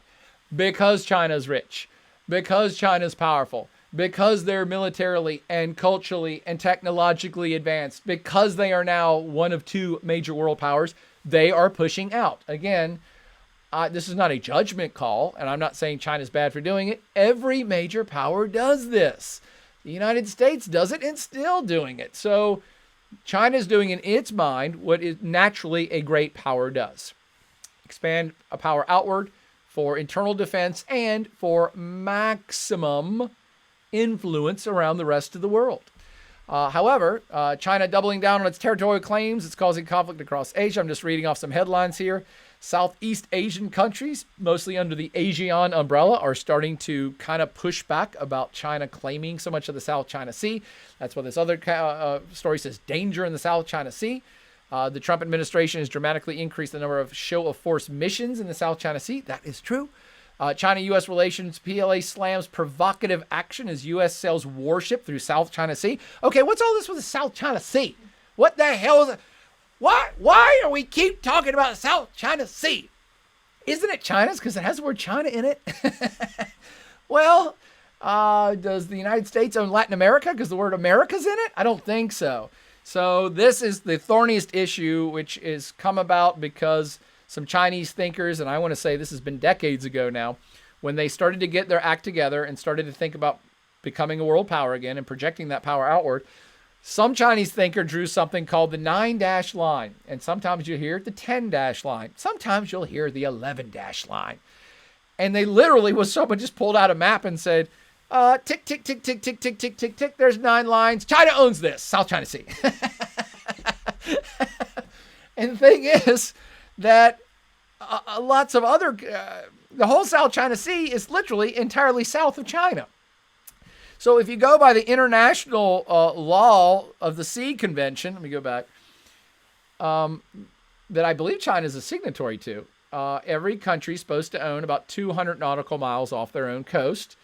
And then you can petition to control even more if your continental shelf, if the actual geological continental shelf is more than 200 nautical miles, you can claim that and say yes, and all the resources. And this territory is actually part of our country. So 200 miles off the coast of North Carolina, that's still United States property. 200 miles, off of the Irish coast, that's still Ireland. Okay, Ireland owns the fish in it, the oil underneath of it, and if some other country's boats float too close to Ireland, you can be like, hey, what's up? You're on our territory. That's not cool. That's the international law of the sea. Well, if you look at the South China Sea, China ain't nowhere near it. China proper is nowhere near it.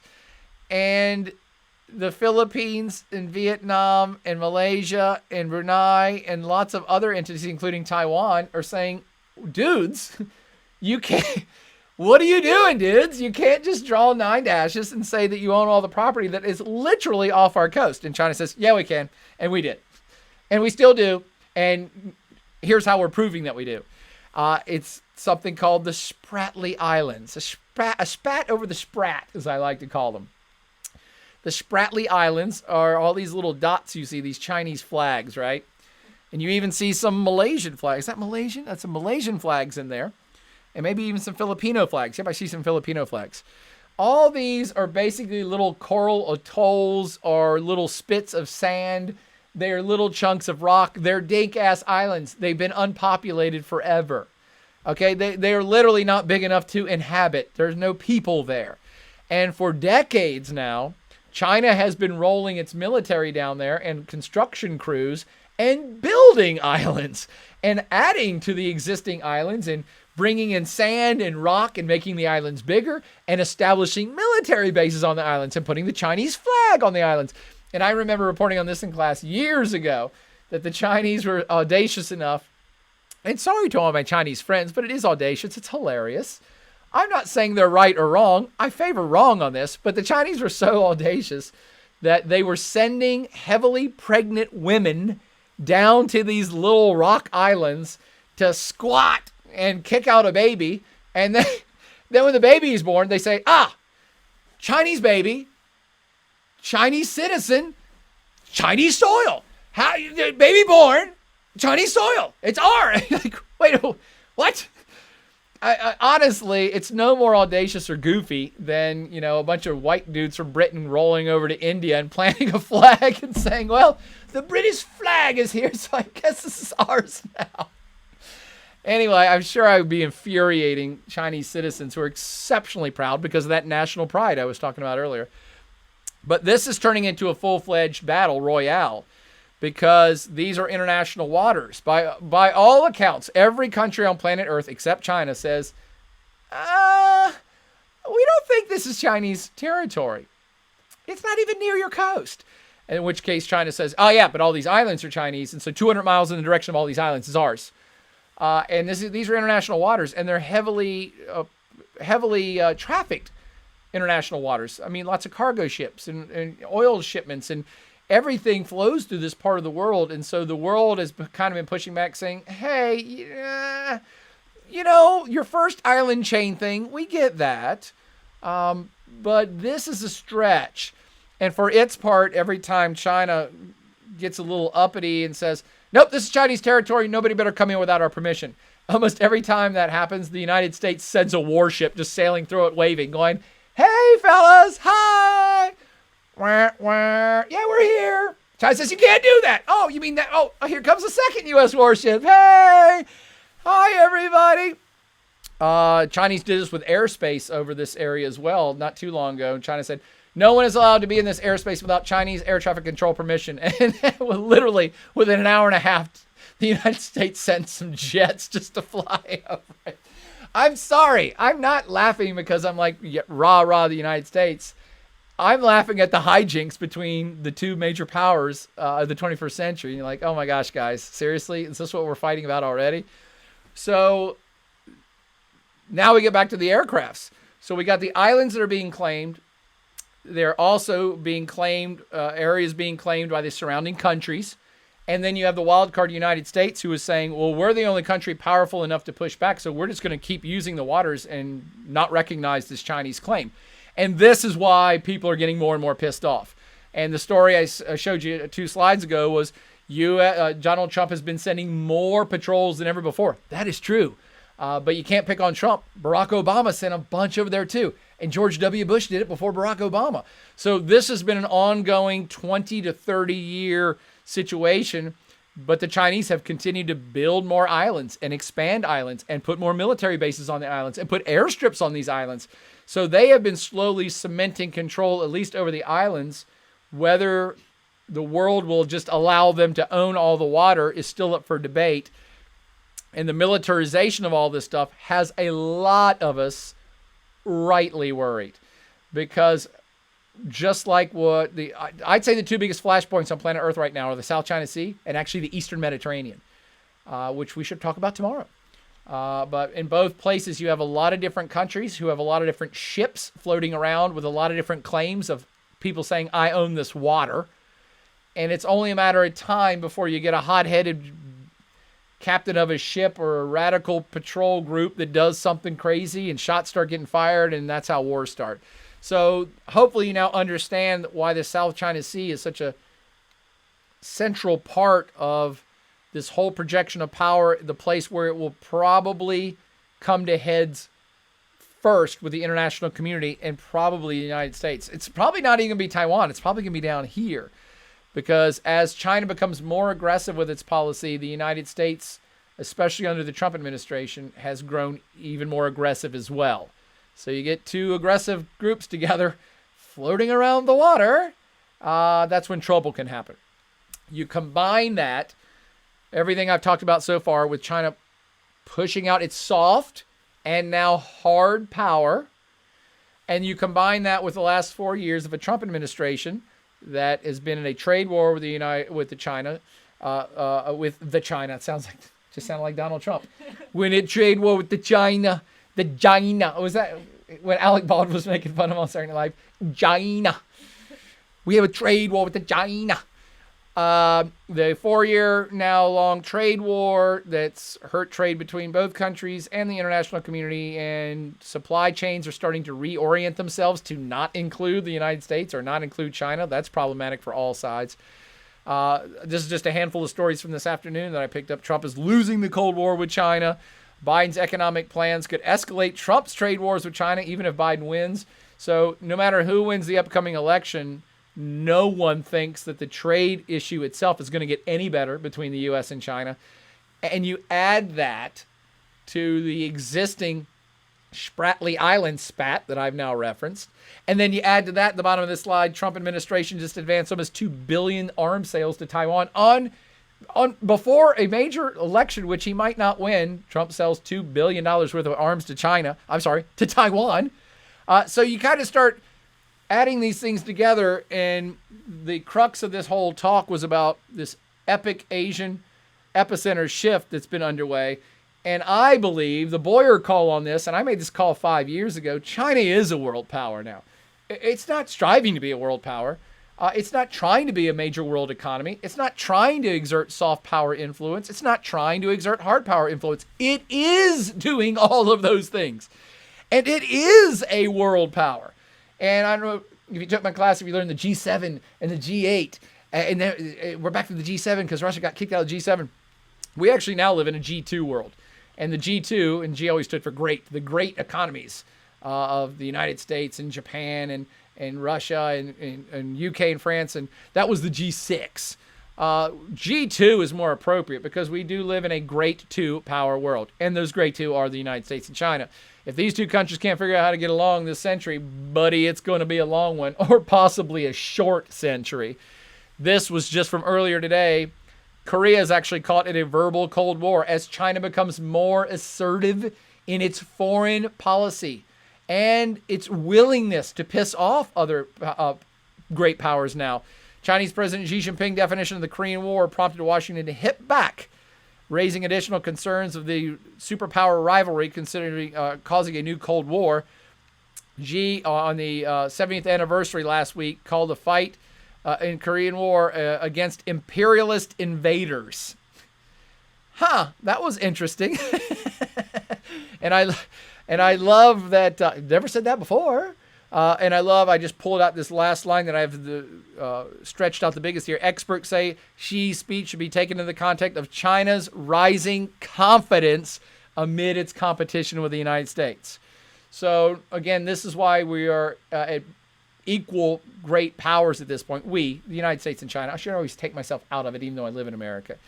And in this two world power scenario, I do like to point out some stories that I talked about last week, and I would love to do a whole nother podcast about tomorrow night or on Wednesday if you want, of this thing called the Quad. Just in the last week, eyeing China, Australia joins the Quad drill with the United States, Japan, and India, a joint military exercise that's going to occur in the future. Australia, both of these stories are about this Australian naval drill, which Australia has hesitantly joined. It usually wants to stay on the sideline, not to piss off China. But as China becomes more assertive, let me go back. Experts say Xi's speech should be taken into context of China's rising confidence and competition with the U.S. And you have to think about this. China has every right to be proud, every right to be confident, every right to exert its influence as much as it can and or wants to. But there are consequences to that. And the consequences are that now countries like Australia that did not want to offend China and wanted to trade with China and wanted ever just to be on the sidelines are now being forced into action or forced into a call of action of, hey, it's not that you got to pick a side, but you got to get in the game here unless you want to be rolled over by China. So the consequences of China's rise right this second are this thing called the Quad. And new international relationships are being formed that have never existed before. U.S. Secretary of State Mike Pompeo has been hanging out in India for the last 3 days. The U.S. never hangs out in India. The U.S. has never had a relationship with India. Hell, Bill Clinton was the first person who went to India, I think, since independence. His mask is hilariously goofy. India will sign a military agreement that actually got signed earlier today for sharing sensitive satellite data between defense ministries of India and the United States. Do you think that's a coincidence, my friend? Let me answer it for you. It ain't. The U.S. has never had a relationship, not a defense or any otherwise, with India. Look for the United States to also push very hard. Whoever wins this coming election, the United States is going to push exceptionally hard to revamp and recalibrate its South Asian policy to favor India and try to push hard for more economic trade between the U.S. and India. And that goes into the other story. India, U.S. begin meetings in New Delhi on a variety of defense and information sharing topics. The Asia Times reports today, U.S. and Japan forces in exercise Keen Sword 21. That started today. That's different than the other one. This is just the United States and Japan, who have always done joint military force maneuvers, are putting it right out there. Every time you see one of these maneuvers happen, it pisses off China and they complain about it. And that's why you're seeing them happen. So this is a result. One thing leads to another. And this is a possible future podcast. Is there a Quad rising because of China's rise? Is there a Quad rising to meet that challenge? And the Quad is the United States, Japan, Australia, and India. Some say, nah, nothing's going to come of it. Others say, I like this one here from the South China Morning Post. China right to be concerned about Quad's bright future, analysts say. Known as the Quad, analysts say Beijing is growing more cautious about the informal, implicitly anti-China alliance. And the one under that says, many see the nucleus of an Asian NATO to contain China. Again, I'm not making fun of China. I'm a world observer. I want you to understand the world better. And I look at these things and I'm like, yes, these are the things we need to be thinking about. As China rises, the world and its subsequent parts, these nation states, are going to align or realign relationships to adjust to a rising two-power system. And that's what you're seeing happen. So is old NATO going to go away and a new Eurasian NATO start? I think it's entirely possible, and that's fascinating. Is China going to push out to control all of its second island chain? Very well could be. I don't know, but it's fascinating. That's the stuff that I wanted to talk to you about today. That's the stuff I just did talk to you about for another 2 hours. Love that we made it in barely under 2 hours, but we made it nonetheless, and I can field questions now. Or you can just all go away and say, my God, does this guy ever stop talking? Every time I just want to go for like an hour, and it. I really thought I was going to have it this time. I don't know how to go back up, or do I just not?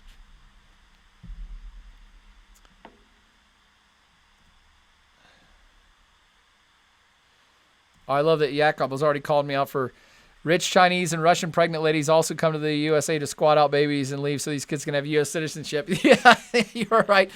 We also should have pointed out, Jakob, that with the inflow of new Chinese money and all the millionaires and billionaires, I forget who had asked me about acquiring U.S. assets. I've not seen the Chinese government acquires a whole lot of assets. I've seen Chinese government interest in acquiring agricultural lands. But there's been a lot of Chinese citizens in the Pacific Northwest, both in Canada and, say, Washington State and Oregon, buying properties, especially in Canadian province of British Columbia. Yeah, I mean, the United States, for all of this, the shit the United States takes on a daily basis from other world powers or people around the world or other cultural groups who say the United States sucks. When you get a lot of money, it's funny, from any culture who becomes a millionaire, they come to the United States and buy stuff, buy property, and or maybe request for citizenship. We may be seeing the end of that era too, by the way, as China becomes perhaps a more, I don't know, accepting country that allows for international investment and a brighter spot for people to invest money in or move to. Right now, everybody loves coming to the United States because we're rich. We got some of the most awesome, hilarious culture. And we got this thing called freedom. I don't know that China will ever replace that as the world's draw for, the United States has always been the world's draw for money and talent. And China certainly is technologically and equal to the U.S. right now and a booming economy, but they lack that freedom thing. So I don't know that China will ever supplant the United States as the magnet for talent and people that the United States is. Okay, Doug the Thug, Lat says, I miss your classes, especially the wine class, which allow me to truly enjoy wine. Yeah, I think I'm going to, if I can get enough, subscribers or followers or whatever you call it on Twitch, Doug, I'm actually thinking about doing the wine class again live here on Twitch. What happened? I'm trying to fix the alert. Okay. So yeah, stay tuned, Doug. More may be coming in that direction with wine because I really need to revamp the wine class too, and I want to do some fun stuff with that. One case says China specifically developed aircraft killer missiles designed to attack aircraft carriers. Ooh, I don't doubt that. But if they have one, that means the U.S. has one too. Let's see. Hokey Medic says aircraft carrier equals worldwide testicular fortitude. Love it. Love it. Billy Bob Hobnob says disagree. Aircraft carriers are expensive and vulnerable. Good for punishing third world countries, though. just call it like you see it, Billy Bob. Yeah, I know. I'm sorry. I'm so far behind on the comments. Let's see. I would only argue with you, Billy Bob, that they are important for the great power face-offs that are currently happening. So you can say that, yeah, well, we have missiles, so what do you need aircraft carriers for? Well, because if I can get my aircraft carrier to the middle of the Pacific, I'm halfway to bombing you already. And the closer I get it to you, the faster my bombs get to you. So, yeah, if an aircraft carrier gets right off the coast of your country, yeah, you can kill it pretty quickly, but that's not the point. The point is they can maneuver around humans with weapons of mass destruction that can get to you very, very quickly. And if you have the spinal fortitude, you can float that aircraft carrier around the South China Sea and dare someone to attack you. And that's really what I'm talking about here. It is a true projection of power literally on the sea, and you have to be there. You can't just say, oh, by the way, China, you don't own the South China Sea because we have missiles we can send there. And, by the way, hitting an aircraft carrier in the middle of the ocean is not as easy as one thinks. Yes, I know we have superior technology and it can be done, but they move and the ocean's big.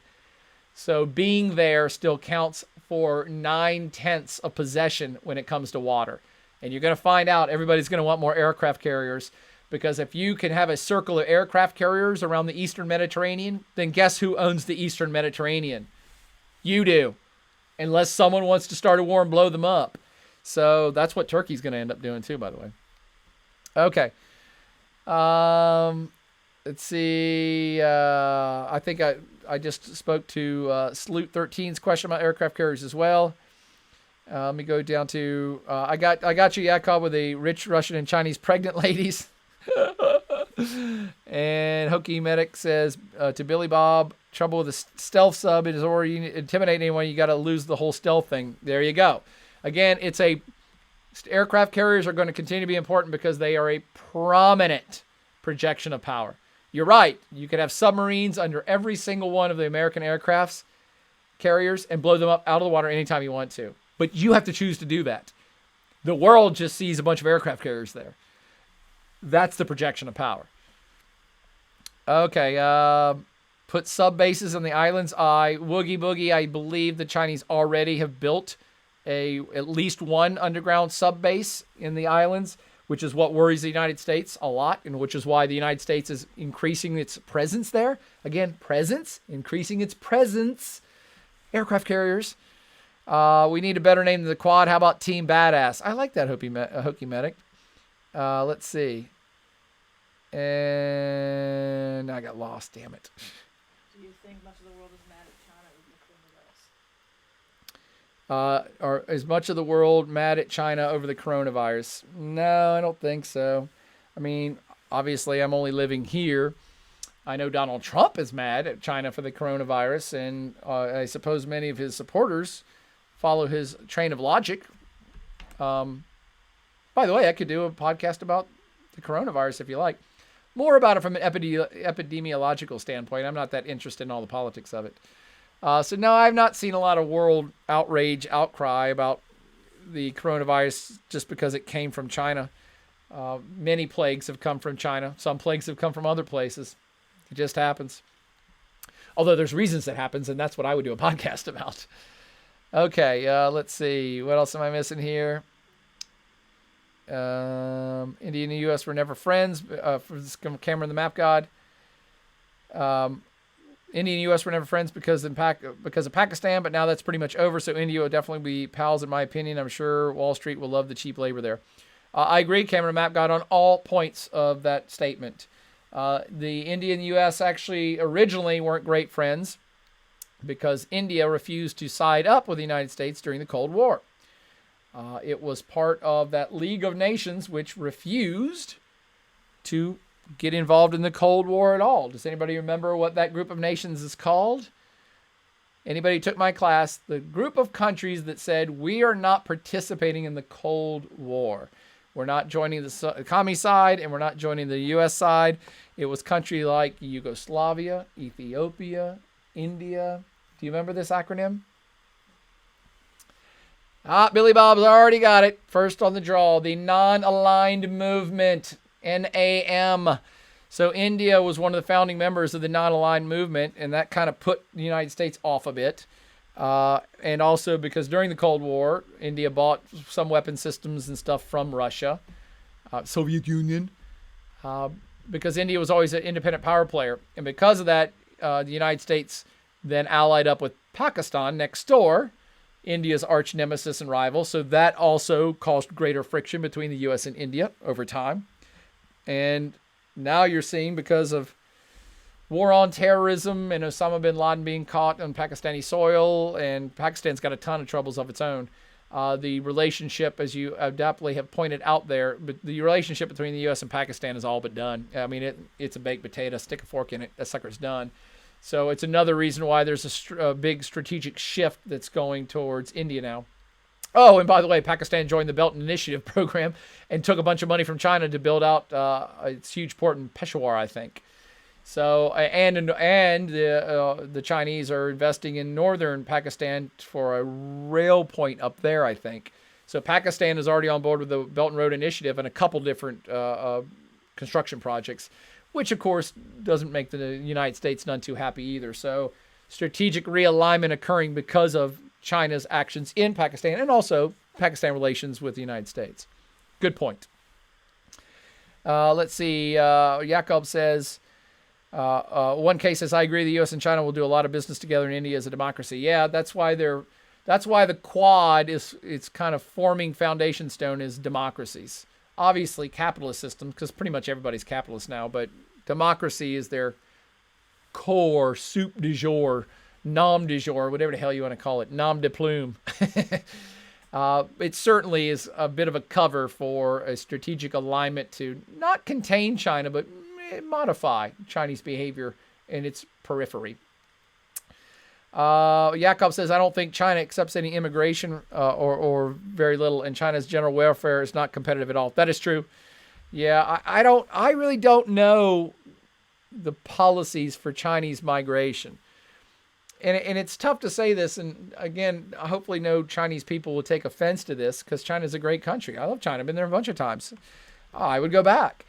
But I don't know about living there. Once you get used to certain freedoms and certain styles of life, it is hard to go to a place that just simply doesn't have that. And that was the point I was trying to make earlier. China's blowing up for aerospace. China's blowing up for all defense technologies. China's blowing up for its space program. China's blowing up for green energy. China's blowing up for food, technologies. There's a lot going on there, and I know that talented people worldwide and academics and business people want to be part of that. But if the United States was doing that, everybody would go to the United States first because it's just such an easier medium to move around in, and you don't have to worry about your personal freedoms or liberties or stuff like that. So I don't know that China is certainly becoming a beacon of technological advancement, but I don't know that it'll ever be the magnet. And again, mostly because I also don't know its immigration policies. It may be very hands-off of like, no, don't come here. I mean, that's the way Japan is. Let's see. Woogie Boogie says, can you comment on the 5G battle occurring across the globe with Huawei? I wish I could, Woogie Boogie. In fact, that might have to be another podcast that I'll have to go do some research in. I've never understood it, only that I thought Korea had 10G like 20 years ago. I remember reporting that in class. We would always be laughing of, oh my God, U.S. is going to be the 2G. And it's like, you do know that South Korea has like 10G and it's all free everywhere in the entire country all the time. So I don't know enough about the G's, but it seems like something I should look into and have a good time talking about it. And let's see, Hokey Medic put in the link there, but the old poster from this article says 4.85 acres of sovereign territory anywhere in the world, non-aligned Switzerland. That's all I got. We have a new subscriber, 1CK3R. Subscribed at Tier 1. I don't even know what that means. Is it kind of like Pier 1? Do I get to pick out some pottery? Thank you so much, 1K, 1CK. Is it one kicker? One kicker, I don't know. But if you can track me down, and I'm not hard to track down at Virginia Tech, I'll send you one of these. You give me a private communique at joboyer@vt.edu. I'll send you a sticker. Is that cool? Are we good? I'm sorry, what? It's iKicker in Leet speak. I don't even know what that means. Hey, how would you guys feel about... Oh, gotcha. Hey, what's up, Michael? Appreciate the Tier 1 contribution, or whatever the hell we call it. Subscriber. I'm sorry, subscriber. Subscriber. Oh, Jesus. Yeah. Much more of this, except with worse content coming up soon in the Plaid Adventure channel near you on Twitch. I'm still learning this stuff. I'm old. Go on wine. Pokemanic wants wine stuff on here. And wine stuff. Yeah, so we'll start a wine show. Maybe we'll go back and forth between the wine and the current events. One day a week you do wine. Everybody knows, like. Yeah. Ask what day of the week is great for people to do wine. Yeah, let's do a wine talk at least one day a week next semester. Let's do it. I mean, I may even start before. What day works? I don't know. What day's a good wine day? Wine Wednesdays? Let's see. Actually, Jakob has a question. Do you think a one-party system in China which gains profit for the government itself would end up breaking China? They're doing a pretty good job so far, Jakob. I mean, one of the reasons why, and I don't mean to end on a dour note for us avid Republicans, and I mean Republican with a lowercase r, not uppercase, us pro-democracy folks, us human rights and individual liberties folks. I don't mean to end on a bad note for us folks, but you do have to understand this. There's a reason why dictatorship is on the rise around the world. There's a reason why autocratic states are on the rise in the world right now. You can look at Turkey, which has become a full-fledged dictatorship, almost full-fledged, in the last 10 to 20 years. Look at what's happening in Belarus. Look at what's happening in Austria, Hungary, with these parties that want to close borders. You look at Brazil. You, a certain degree, look at Trump. And again, I don't want to get into politics of the United States, but very bold, assertive, strongman politics Look at Putin in Russia.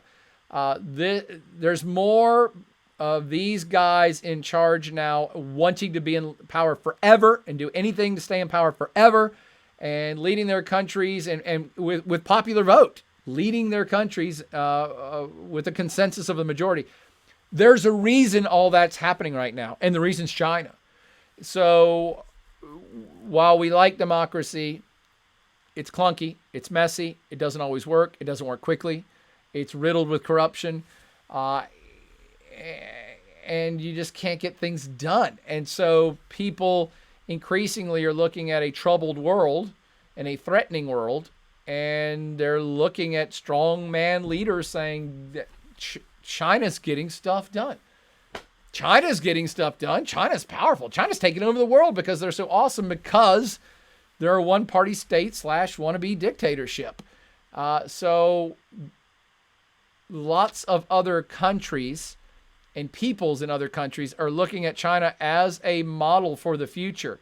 Why don't we just let the state take over all the major industries and let one person make all the decisions and streamline it just like China? I think that's a fool's errand, personally, not just because I'm pro-democracy. It's more that China is a very unique example, and China is the state with the longest history on planet Earth.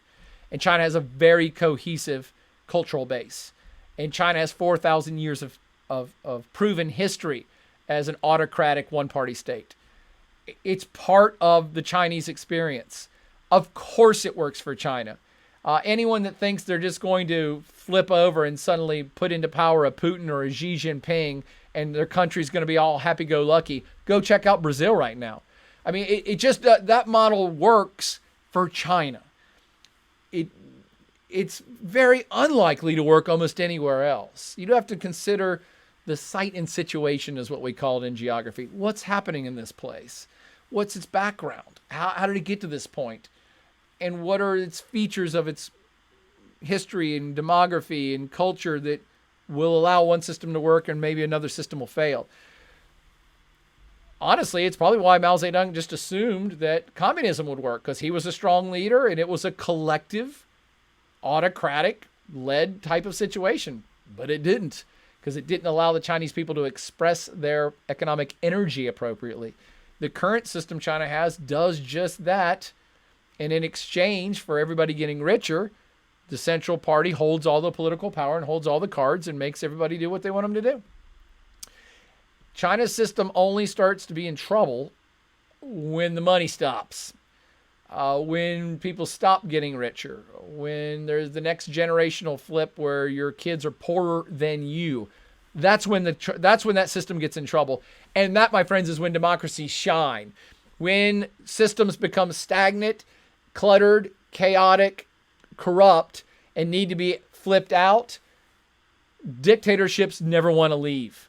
Democracies flip it out and get on with it. So each system has its own strengths. Damn, is this recording? Because this is good stuff I'm throwing down right now. I'm just making this up, but it makes sense in my brain. Does it make sense in yours?